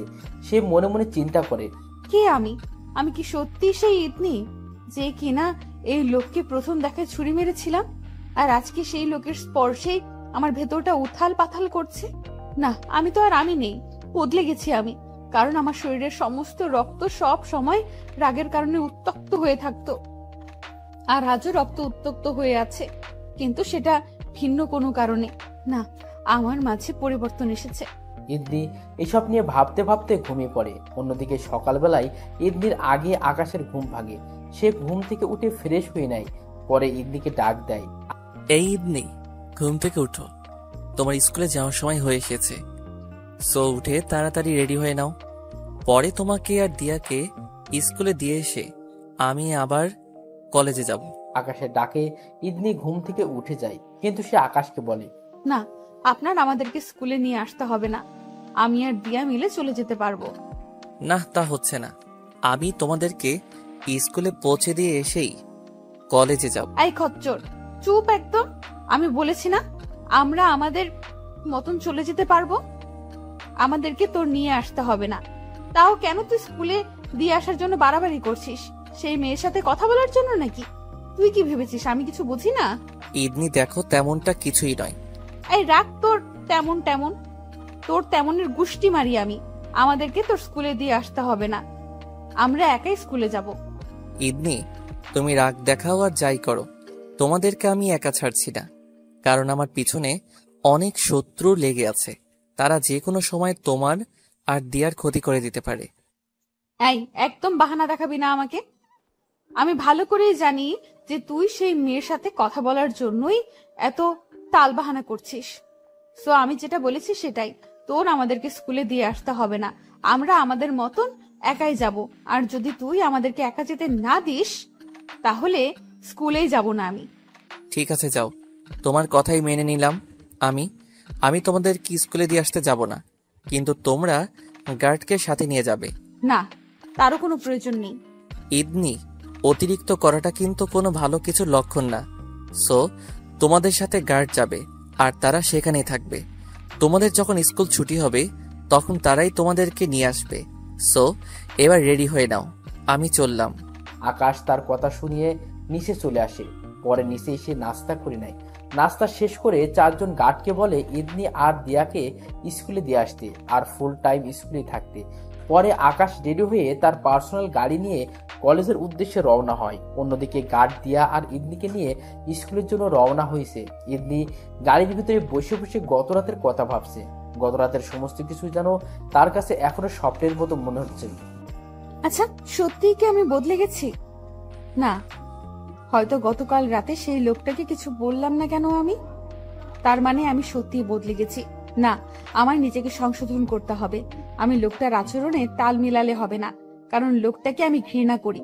সে আমায় জোর করে বিয়ে করেছে, তার উপরে এখন আবার আমার সমস্ত কিছুর মধ্যে অধিকার ফলাচ্ছে। সো আমি আবার আগের মতন হয়ে যাব। আমি এখন থেকে আমার মন মর্জি মতো চলবো, আর লোকটার উপরে প্রতিশোধ নিব। এসব ভাবতে ভাবতে ইদনি আর দিয়া স্কুলের সামনে চলে আসে। গার্ড তাদেরকে স্কুলের ভিতরে দিয়ে আসে। তারপর তারা স্কুলের বাহিরে পাহারায় লেগে যায়। স্কুলের টিফিন ব্রেক দিয়েছে। দিয়া তার বান্ধবীদের সাথে আড্ডা মারায় লিপ্ত হয়ে যায়। অন্যদিকে ইদনি ক্লাসরুম থেকে বেরিয়ে স্কুলের বারান্দায় হাঁটতে শুরু করে। সেই স্কুলটাকে ফুটে ফুটে দেখছে। তখনই তার সামনে তারই ক্লাসের একটা ছেলে আসে। তারপর সেই ছেলেটা তাকে বলে, তোমার সাথে একটু কথা ছিল। কি কথা বলেন? তুমি না দেখতে খুব মিষ্টি? এই কথা সবাই বলে। তোমাকে গতকাল স্কুলে দেখেই আমি তোমার প্রেমে পড়ে গেছি। সো আমি চাই তোমার সাথে প্রেম করতে। তুমি কি হবে আমার মনের রানী? ইদনি ছেলেটার কথা শুনে চুপচাপ হয়ে যায়। ইদনির নীরবতা দেখে ছেলেটা তাকে বলে, কি হলো, কথা বলছো না যে? আসলে আমার এসবের প্রতি কোনো ইন্টারেস্ট নাই। এই প্লিজ প্লিজ, তুমি এভাবে বলো না। আমি সত্যিই বলছি, গতকাল তোমাকে দেখেই তোমার প্রেমে পড়ে গেছি আমি। আর বিশ্বাস করো, গতকাল সারাটা রাত আমি ঘুমাতে পারিনি, কারণ চোখ বন্ধ করলেই খালি তোমার চেহারা চোখের সামনে ভেসে ওঠে। সো প্লিজ তুমি আমার সাথে প্রেম করো, আমি তোমায় কখনো কষ্ট দিব না, একদম রানী বানিয়ে রাখবো তোমাকে, কখনো তোমার মনে আঘাত লাগতে দিব না।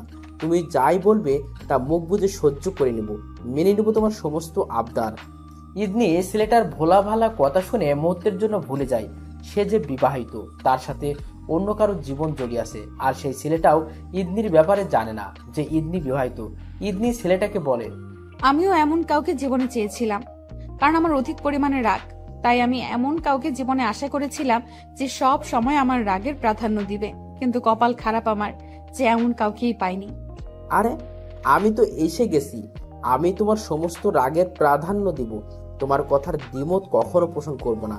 তুমি মুখ ফুটে যাই বলবে আমি তাই মেনে নেব, প্লিজ তুমি রাজি হয়ে যাও। আচ্ছা ঠিক আছে, আমি ভেবে জানাবো। তুমি আগামীকাল আমায় ভেবে জানিও, আমিও তোমার জন্য অপেক্ষা করব।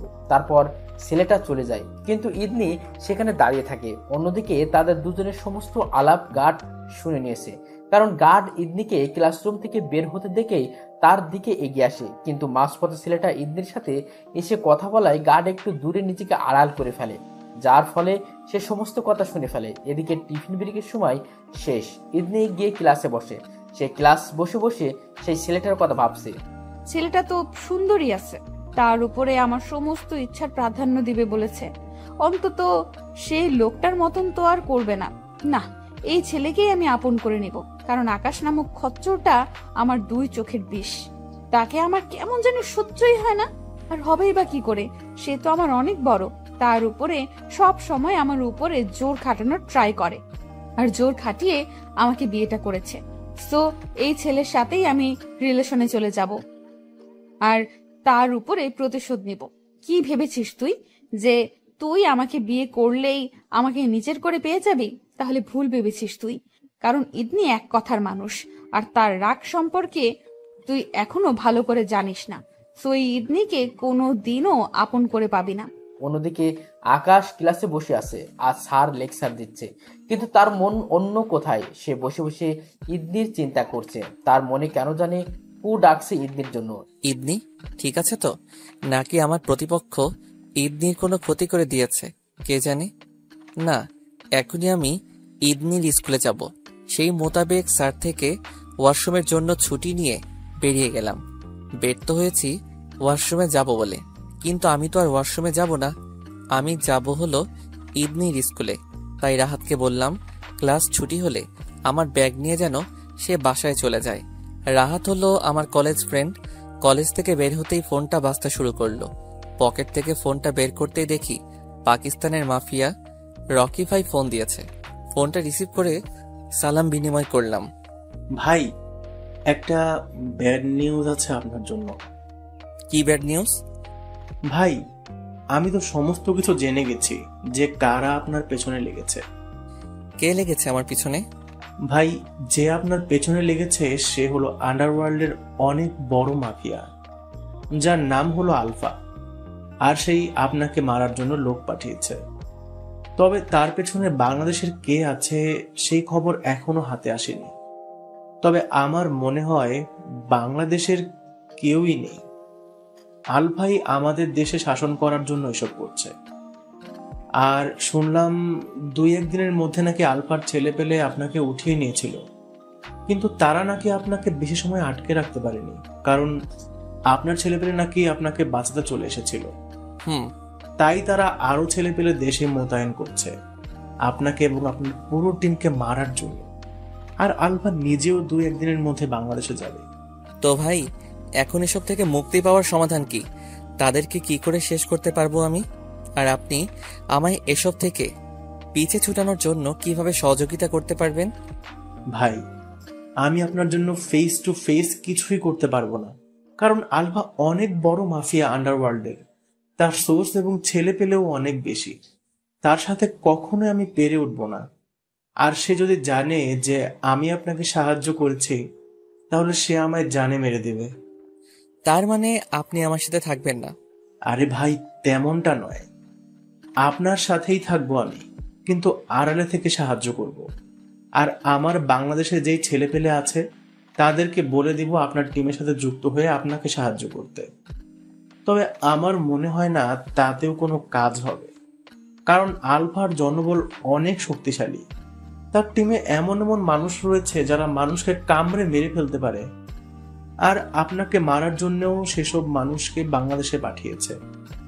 আর তাদের মাঝে সবচাইতে ভয়ঙ্কর হলো একটা মেয়ে, যার বয়স বেশি হবে না, অনেক অল্প বয়সী একটা মেয়ে, কিন্তু সে মানুষ মারায় অনেক দক্ষ। সেই মেয়েটাই আলফার পুরো টিমকে ট্রেন করেছে মানুষকে কামড়ে মেরে ফেলার। সো তাকে যদি আপনি শেষ করতে পারেন তাহলে আলফা টিম অনেকটা নড়বড়ে হয়ে যাবে। ঠিক আছে ভাই, আমি দেখছি। ভাই, সাবধানে থাকবেন, আর আমি আপডেট নিউজ আপনাকেই দেব। ঠিক আছে। তারপর ফোন রেখে দিলাম। ভিতরে ভিতরে অনেক ভয় কাজ করছে, কিন্তু সেই ভয়টা নিজেকে নিয়ে নয়, সেই ভয়টা হলো আমার মা আর ছোট বোন দিয়াকে নিয়ে। তার উপরে আবার ইদনি তো আছেই, কারণ অন্যের ঘরের একটা মেয়ে নিয়ে এসেছি, তার উপরে সে মা হারা। তো আমার যদি কিছু হয় তাহলে আমার মা, বোন আর ইদনিকে কে সামলাবে? এসব ভাবতেই চোখের কোণ বেয়ে টুপ করে 2 ফোঁটা পানি গালে গড়িয়ে পড়ল। তাড়াতাড়ি চোখের পানি মুছে ইদনির স্কুলে চলে গেলাম। তাকে আর দিয়াকে বাসায় নিয়ে আসবো, আজকে তাদের আর ক্লাস করতে দিব না।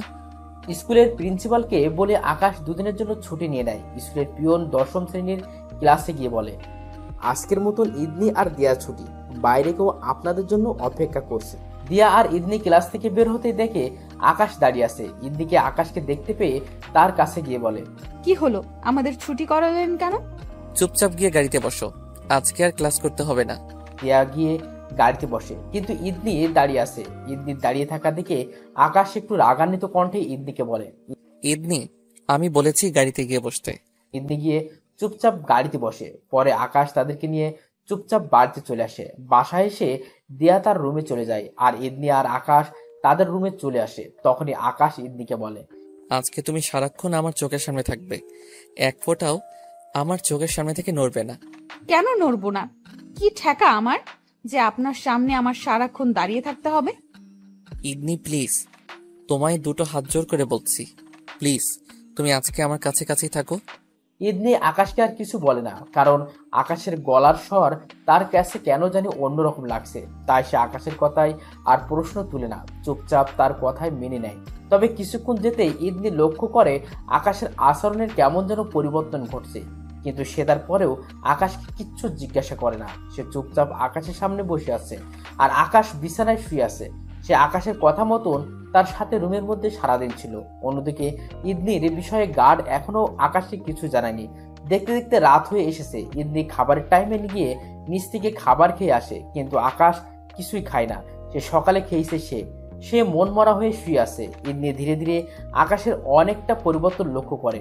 সে বুঝতে পারে যে আকাশের কিছু একটা হয়েছে, তাই সে এবার আকাশকে জিজ্ঞাসা করে, কি হয়েছে আপনার? ইদনির কথার কোনো উত্তর দেয় না আকাশ। তাই ইদনি নিজের অজান্তেই আকাশের বুকে হাত রাখে। পরে তাকে আবার জিজ্ঞেস করে, এই কি হয়েছে আপনার? আপনি এমন মনমরা হয়ে আছেন কেন? আকাশ এবারও কিছু বলে না, সে কখনো চুপচাপ হয়ে আছে। এদিকে ইদনি যে তার শরীর নিচ থেকে হাত রেখেছে, সেদিকেও আকাশের কোনো খেয়াল নেই। সে নিজের মতো শুয়ে আছে। এই যে কি হয়েছে বলেন না আমায়। আপনার এমন অদ্ভুত আচরণ দেখে আমার না কেমন জানি লাগছে। এবার আকাশ উত্তর দেয়, আমার কিছু হয়নি, তুমি চুপচাপ ঘুমিয়ে পড়ো। ইদনি আর কোনো কথা বলে না, সে চুপচাপ আকাশের বুকে হাত থেকে ঘুমিয়ে পড়ে। আকাশও কিছুক্ষণ পর ঘুমিয়ে যায়, কিন্তু সে ঘুমের ঘোরে স্বপ্ন দেখে যে আলফা তাকে মেরে ইদনিকে তার সাথে নিয়ে গিয়েছে। ইদনিকে তার সাথে নিয়ে গিয়ে তার বিশাল বাংলোয় আটকে রেখে তার সাথে অশালীন আচরণ করছে। তখনই আকাশ ঘুমের ঘোরে চেঁচিয়ে ওঠে, যার ফলে তার ঘুম ভেঙে যায়। সে ঘুম ভাঙার পর বুঝতে পারে যে সে এতটা সময় স্বপ্ন দেখছিল। সে চোখ মেলে আশেপাশে ঘুরে ঘুরে তাকাতে থাকে। তখনই তার নজর ইদনির দিকে যায়। তার নজর ইদনির দিকে পড়তেই সে দেখতে পায় ইদনি চিতাবাঘের মতন চোখ বড় বড় করে ভয়ানক দৃষ্টিতে আকাশের দিকে তাকিয়ে আছে। মনে হচ্ছে যেন ইদনি আকাশের আস্ত গিলে খেয়ে ফেলবে। আকাশ চমকে যায় ইদনির এমন ভয়ানক চাহনি দেখে। তাই সে ইদনিকে জিজ্ঞাসা করে, ইদনি, কি হয়েছে? তুমি আমার দিকে এমন ভয়ানক দৃষ্টিতে তাকিয়ে আছো কেন? আচ্ছা, তোমার সমস্যাটা কি বলো আগে। আমার তো কোনো সমস্যা নেই, সমস্যা তো তোমার এনা মনে হচ্ছে, তাই চিতাবাঘের মতন আক্রমণাত্মক ভাবে আমার দিকে তাকিয়ে আছো। সমস্যাটা আমার, কিন্তু তার কারণটা হলি তুই। রাতের বাজে 3টা, তুই সেই বিগত 1 ঘন্টা থেকে বিছানায় গন্ডারের মতন লাফালাফি খাচ্ছিস। তোর জন্য শান্তি মতো ঘুমাতেও পারছি না। তোর হাত আছড়ে আমার শরীরের উপর এসে পড়ছে, তার উপরে আবার এখন ষাঁড়ের মতন আমার নাম ধরে চেঁচিয়ে উঠেছিস, তাই তোর দিকে এভাবে তাকিয়ে আছি। আকাশ ইদনির কথা শুনে বুঝতে পারে যে সে যখন ইদনিকে নিয়ে ঘুমের মাঝে স্বপ্ন দেখছিল তখন তার ছটফটিটা বাস্তবে হচ্ছিল, যার কারণে সে অস্থিরতায় হাত পা ছুটোছুটি করছিল। আর তাই ইদনির রেগে তার দিকে এভাবে তাকিয়ে আছে। কিন্তু এসবের ভিড়ে তার আরেকটা জিনিস চোখ বাঁধে। ইদনির এমন ভয়ঙ্কর চাহনি তো এর আগে কোনোদিন দেখিনি আমি। আজকেই তার এই ভয়ানক চাহনিটা চোখে পড়লো। কিরে, কি হয়েছে? কথা বলছিস না কেন? তুই কোন দুনিয়ায় হারিয়েছিস? আসলে আমি তোমাকে নিয়ে একটা খারাপ স্বপ্ন দেখেছি, তাই এমন ছটফট করছিলাম। তোর দেখা স্বপ্নটা যেন সত্যি হয়, তাহলে বেঁচে যেতাম আমি। কারণ তোর সাথে কখনোই আমার কোনো কিছু হবে না। তাই হয় তুই মরে যা, না হয় খোদা আমাকে নিয়ে যাক, অন্তত মুক্তিটা আমার মিলবে। আকাশের মনে বিশাল ভাবে গিয়ে লাগে ইদনির কথাটা, কারণ সে ইদনির জন্যই এমন ছটফট করছিল। আর সেখানে ইদনি তাকে এই সমস্ত কথা বলছে। ইদনি, আমি সরি। আসলে আমার জন্যই তোমার ঘুম নষ্ট হয়েছে। আগামীতে এমনটা আর হবে না। আমি আগামীতে তোমার ঘুমের বিষয়টা খেয়াল রাখবো, আর তোমার মরতে টরতে হবে না। সময় আসলে আমি অন্য দুনিয়ায় পাড়ি জমাবো, তখন আর তোমাকে এত প্যারা উঠাতে হবে না। ইদনিও চুপ হয়ে যায় আকাশের কথা শুনে, কারণ কেন জানি আকাশের কথাটা শুনে বেশ একটা খারাপ লাগা কাজ করে তারও মনের ভিতরে। তাই সে আর কিছু না বলে ঘুমিয়ে পড়ে। সকালবেলায় প্রতিদিনের ন্যায় আকাশ ঘুম থেকে আগে উঠে যায়, আর আজও তারও ব্যতিক্রম হয়নি। সেই ইদনির আগে ঘুম থেকে উঠে পড়েছে, কিন্তু আজকে আর সেই ইদনিকে ডাকে না। সে কিছু না খেয়েই সকালবেলায় ঘর থেকে বের হয়ে যায়। আর বের হওয়ার সময় সেই 4 জন গার্ডকে বলে যায় দিয়া আর ইদনিকে স্কুলে নিয়ে যেতে। তারপর আর কাউকে কিছু না বলে মঞ্জুর ভাইয়াকে নিয়ে কোথায় যেন চলে যায়। এদিকে ইদনি ঘুম থেকে উঠে দেখে আকাশ নাই। এটা দেখে সে বেশ খুশি হয়, কারণ আজ আর সেই বিরক্তিকর মানুষটাকে ঘুম থেকে উঠে দেখতে হয়নি। আর তাছাড়া তার সাথে তর্ক করতে হয়নি, কারণ এই দুদিনের একটা রুটিন হয়েছে তাকে স্কুলে দিয়ে আসার বিষয় নিয়ে দুজন বাড়াবাড়ি করার, যেটা আজ আর করতে হয়নি। তাই সে নিজেই উঠে আপন মনে রেডি হয়ে নাস্তা করে নেয়। পরে গার্ড তাদেরকে স্কুলে নিয়ে আসে। টিফিন ব্রেকে সেই ছেলেটা ইদনির জন্য অপেক্ষা করছে। ইদনিও সেখানে চলে যায় আর ছেলেটাকে হ্যাঁ করে দেয়। ছেলেটা তো বেশ খুশি ইদনির হ্যাঁ বলায়, কিন্তু ইদনির মনে তেমন কোনো খুশি নেই। তবে আবার সে অপসেটও না, মোটামুটি মাঝামাঝি অবস্থায় আসে সে। সারাটা টিফিন ব্রেক ইদনি সেই ছেলেটার সাথে বসে বসে গল্প করে, যার কারণে তাদের মধ্যে ভালো একটা আন্ডারস্ট্যান্ডিং হয়ে যায়। আর অন্যদিকে গার্ড লুকিয়ে লুকিয়ে তাদের সমস্ত কথাবার্তা শুনছে, কারণ সে গতকাল এই তাদের সমস্ত কথাবার্তা শুনে নিয়েছে।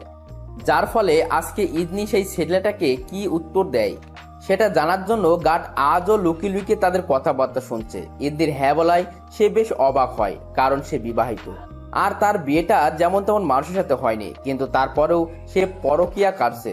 গার্ড এসব নিয়ে ভাবছিল, তখনই ব্রেক শেষ হওয়ায় ঘন্টা পড়ে, যার কারণে ইদনি আর সেই ছেলেটা ক্লাসে চলে যায়। আর গার্ড স্কুলের বাইরে এসে তাদের বিষয়ে ভাবতে থাকে।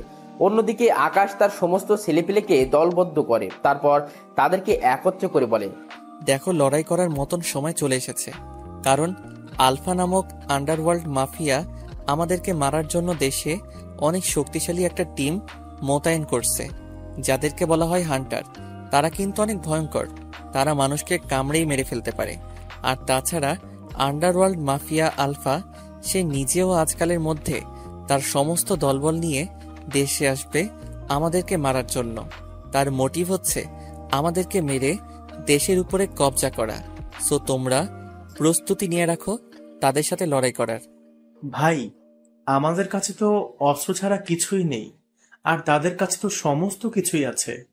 তাদের কাছে অস্ত্র আছে, আবার ট্রেনিং প্রাপ্ত লোকও আছে, যারা অস্ত্র ছাড়াই মানুষকে মারতে পারে।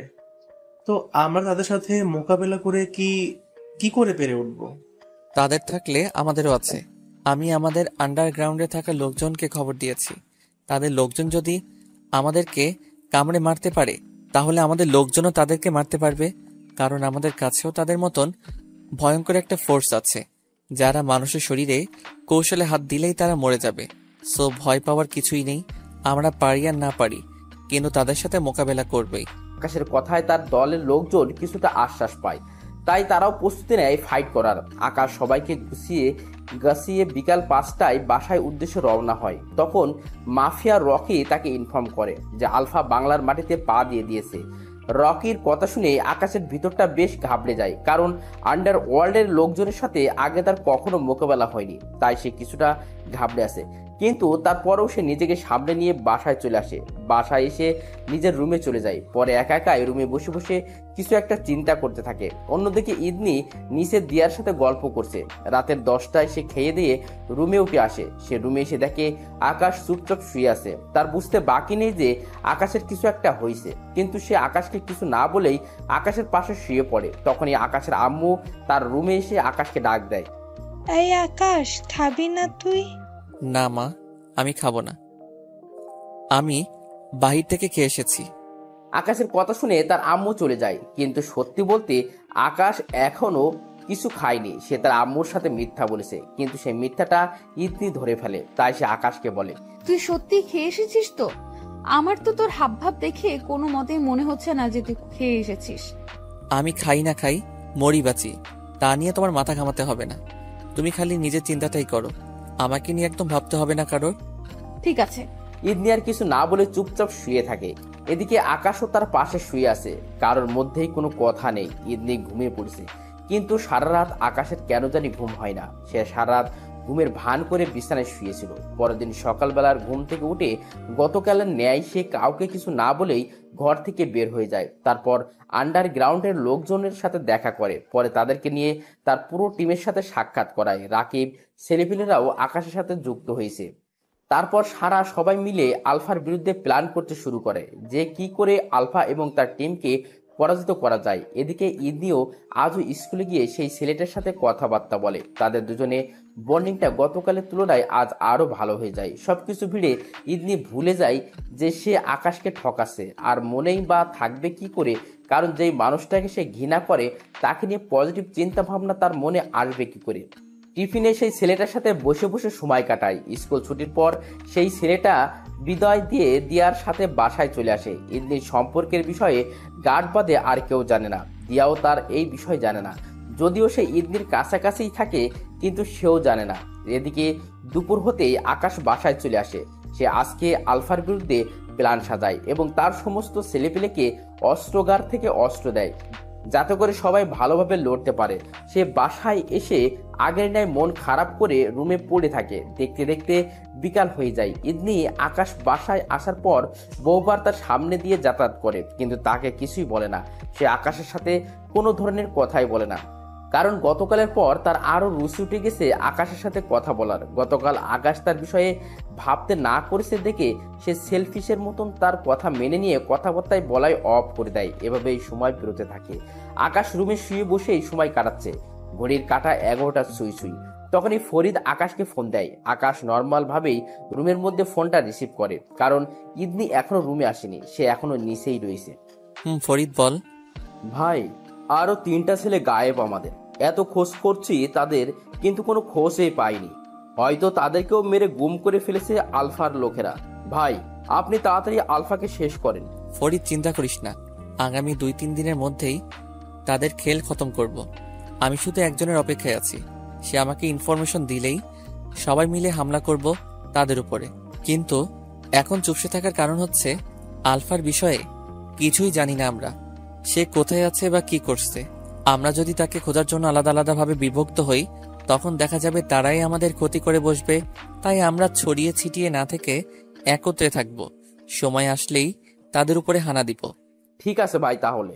আচ্ছা, এখন ফোন রাখলাম, আগামীকাল কথা বলবো তোদের সাথে। আচ্ছা ভাই। আকাশ ফোন রাখতেই ইদনি রুমে আসে। ইদনি রুমে এসে চুপচাপ তার পাশে শুয়ে পড়ে, কিন্তু কোনো কথাই বলে না। আকাশ ইদনির বিষয়টা লক্ষ্য করে, কিন্তু সেও তাকে এই বিষয়ে কিছু জিজ্ঞাসা করে না, কারণ সে এখন তাকে এই বিষয়ে নিয়ে জিজ্ঞাসা করলেই ঝামেলা বাঁধবে। কিন্তু আকাশ সেই ঝামেলা চায় না, কারণ সে এমনিতেই একটা ঝামেলার মধ্যে আছে, তাই সে চুপচাপ শুয়ে থাকে।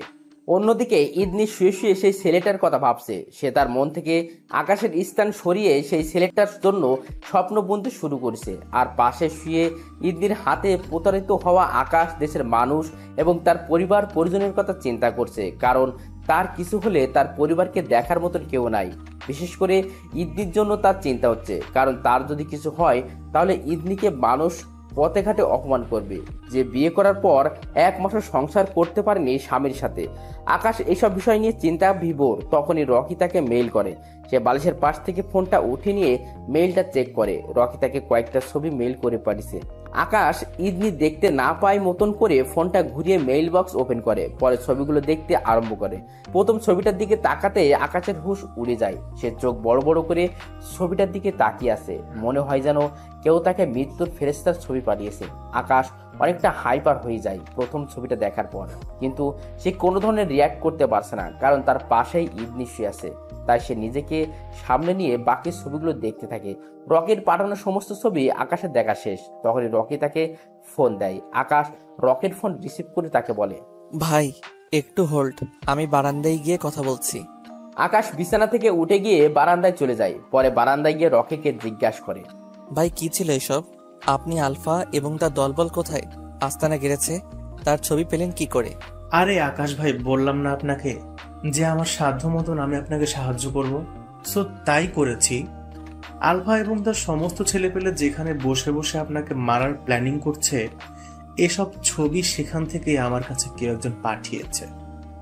আপনাকে তো আগেই বললাম আমার একজন ছেলে তাদের মাঝে আছে, সেই আমাকে আলফা এবং তার পুরো টিমের ব্যাপারে খবর দিচ্ছে। সো এবার আপনি ছবিগুলো দেখে তাদের লোকেশন বের করুন। ভাই আমি তাই করব। ছবিগুলো সমস্ত ছেলেপেলের কাছে পাঠিয়ে তাদের খুঁজে বের করব। কিন্তু আকাশ ভাই সাবধান, কারণ আলফা অনেক ডেঞ্জারাস একটা মানুষ। আমি যতদূর জানি সে কখনো কাঁচা খেলা খেলে না, আর তার সাথে লড়াই করে কেউ কখনো আগে পারেনি। সো আপনার জন্য মুশকিল হবে তাকে হারানো। তাই যা করবেন ভেবে চিন্তে প্ল্যান মোতাবেক করবেন, না হয়তো আপনি মারা পড়বেন। ভাই জানি না কি হবে, তবে আমি আমার সবটা দিয়ে চেষ্টা করব। ভাই আবারও বলছি, সাবধানতার সাথে কাজ নেবেন, কারণ সে আগেও বহু বড় বড় মাফিয়াকে হারিয়েছে, আর তারা আপনার থেকেও বড় বড় মাফিয়া ছিল। তাই আপনাকে নিয়ে আমার ভয় হচ্ছে। সত্যি বলতে আমার ভরসা হচ্ছে না আপনার উপরে যে আপনি তার সাথে পেরে উঠবেন, কারণ তার যে শক্তিশালী ফোর্স, তাদের সাথে কখনোই পেরে ওঠা সম্ভব না। বলতে গেলে এক কথায় সব কয়টা হয় না, মানুষকে মেরে চিড়ে পুড়ে রক্ত খাওয়ায় তাদের কাজ। সো মাথা ঠান্ডা করে কাজে নিন। আপনি যদি একবার তার কাছে হেরে যান তাহলে তো সোজা মারা পড়বেন, আর আপনার পরিবারকেও সে ছাড়বে না। আকাশ এমনিতেই ঘাবড়ে আছে, তার উপর সে রকির কথা শুনে আরো ঘাবড়ে যায়, কারণ তার কাছে ছেলেপিলে আছে ঠিক, কিন্তু সে তাদেরকে নিয়ে আলফার মোকাবেলা করতে পারবে কিনা সেটা নিয়ে তার ভয় হচ্ছে। সে এই কয়দিন আলফার ভয়াবহতা সম্পর্কে অনেকটুকুই জেনেছে। আলফা কতটা ভয়ঙ্কর আর নিষ্ঠুর সেটা ভেবে তার ভয় পাচ্ছে। যদি দেশের কোনো মাফিয়া হতো তাহলে সে ইজিলি তার সাথে মোকাবেলা করতে পারতো, কিন্তু আলফা তো অনেক বড় মাফিয়া, আর তার জন্যই সে পুরো আন্ডারওয়ার্ল্ডের মাফিয়াদের হাতে মুঠোই করে রেখেছে। তার সাথে আন্ডারওয়ার্ল্ডের কোনো মাফিয়া পাঙ্গা নেওয়ার মতন সাহস করে না, আর সে তার সাথে লড়াই করতে চলেছে। আকাশের ভয় যেন ক্রমশ বেড়েই চলেছে, তবে ভয়টা সে নিজেকে নিয়ে পাচ্ছে না। তার ভয়টা হচ্ছে অন্য জায়গায়। সে মরে গেলেও কোনো আপত্তি নাই, কিন্তু তার পরিবারের কোনো ক্ষতি না হয় চাই। সে তার মা বোনকে অনেক বেশি ভালোবাসে। তার উপরে তার ভালোবাসার কাতরে নতুন করে সামিল হয়েছে ইদনি, যাকে সে কোনোভাবেই হারাতে চায় না। সে তাকে অনেক বেশি ভালোবাসে, কিন্তু আলফা যদি তাকে পরাজিত করে ইদনিকে আর তার মা বোনের ক্ষতি করে দেয়, সেটা কোনোভাবে মানতে পারবে না। তার বুক ধুপ ধুপ করে কাঁপছে। তখনই রকি তাকে বলে, ভাই ভয়ের কিছু নেই, মাথা ঠান্ডা করে কাজ নিলেই সব হয়ে যাবে। আকাশের চোখে পানি চলে আসে তার মা বোন আর ইদনির কথা ভেবে। সে কান্না জড়িত কণ্ঠে রকিকে বলে, রকি ভাই, আমার একটা আবদার রাখতে হবে আপনাকে। কি আবদার? ভাই আমার যদি কিছু হয়ে যায় তাহলে আপনি আমার মা বোনকে নিজের দেশে নিয়ে চলে যাবেন, কারণ তাদের কিছু না হওয়া চাই। আর বিশেষ করে ইদনিকেও সাথে নেবেন, কারণ মেয়েটাকে আমি খুব বেশি ভালোবাসি রকি ভাই। এমনিতেই মেয়েটাকে তার মতের বিরুদ্ধে গিয়ে বিয়ে করে অনেক বড় অন্যায় করে ফেলেছি আমি তার সাথে। এর উপরে যদি আমার কারণে আলফা তার কোনো ক্ষতি করে বসে, তাহলে আমি সেটা মরে গিয়েও মানতে পারবো না।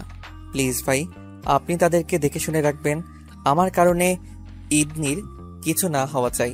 ভাই, মেয়েটাকে আমি আমার নিজের জীবনের চাইতেও বেশি ভালোবাসি। আমার নিজের জীবনের বিনিময়ে হলেও আমি তাকে রক্ষা করতে চাই। আমি মরে যাই তাতে কোনো আফসোস নেই আমার, কিন্তু তার কিছু হলে আমার জীবনটাই বৃথা হয়ে যাবে। প্লিজ ভাই, আপনি তাদেরকে আপনার হেফাজতে রাখবেন। আকাশ রকিকে এসব বলতে বলতে কান্না করে দেয়। তার কান্নার আওয়াজ রকি ফোনের অপর প্রান্ত থেকে শুনতে পায়। তার ভয়টা যেন আরো বহুগুণে বেড়ে গেছে।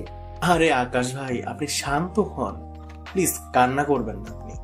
ইনশাল্লাহ আপনার কিচ্ছু হবে না, বরং আপনিই তাদের পরাজয় করবেন। আর আপনার কিছু হোক বা না হোক, আমি এখন থেকে আপনার মা, বোন আর প্রিয় মানুষদের জিম্মাদারি নিচ্ছি। আমার জীবন থাকতে তাদের কোনো ক্ষতি হতে দেব না আমি। ধন্যবাদ ভাই। আকাশ ভাই, আমি বলছি আপনি পারবেন। আপনি সমস্ত ভয় ভীতি দূর করে পারফেক্ট একটা প্ল্যান করেন তাদেরকে শেষ করার।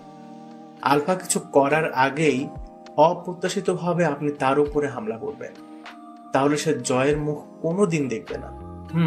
তাহলে এখন ফোন রেখে শান্ত মাথায় প্ল্যান সাজা। আকাশ ফোন রেখে দিয়ে চুপচাপ বারান্দায় বসে আছে। সে বারান্দায় বসে বসে আলফার বিরুদ্ধে প্ল্যান করে। তার প্ল্যানটা রকির কথা মোতাবেক সাজায়। সে আলফা কিছু করার আগে তার উপরে হামলা করার পরিকল্পনা করে। আগামীকাল সকালে সে আলফার উপরে হামলা করবে, সমস্ত কিছু মাথায় সেট করে নেয়। এসব নিয়ে ভাবতে ভাবতে সারা রাত ঘুম না গিয়ে বারান্দায় কাটিয়ে দেয়। পরে সকাল হতে রুমে চলে আসে। সে রুম এসে দেখে ইদনি ঘুমিয়ে আছে। সে চুপচাপ ইদনির পাশে বসে তারপর আলতো করে ইদনির মাথায় হাত বোলাতে থাকে। ইদনির মাথায় হাত বোলাতে বোলাতে তারও ঘুম পেয়ে যায়, তাই সে নিজেও অজান্তেই ঘুমে পড়ে। যখন তার ঘুম ভাঙে তখন সে দেখতে পায় ইদনি তাকে ডাকছে। এই যে উঠুন, আমার স্কুলের সময় হয়ে এসেছে, আমায় তাড়াতাড়ি স্কুলে দিয়ে আসুন।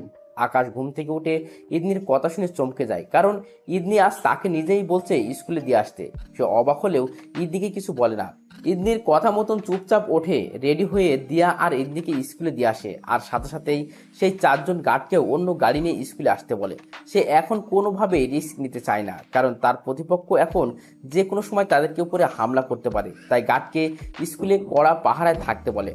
পরে সে সেখান থেকে সোজা তার ছেলেপেলের কাছে চলে যায়। তারপর সবাইকে তৈরি হতে বলে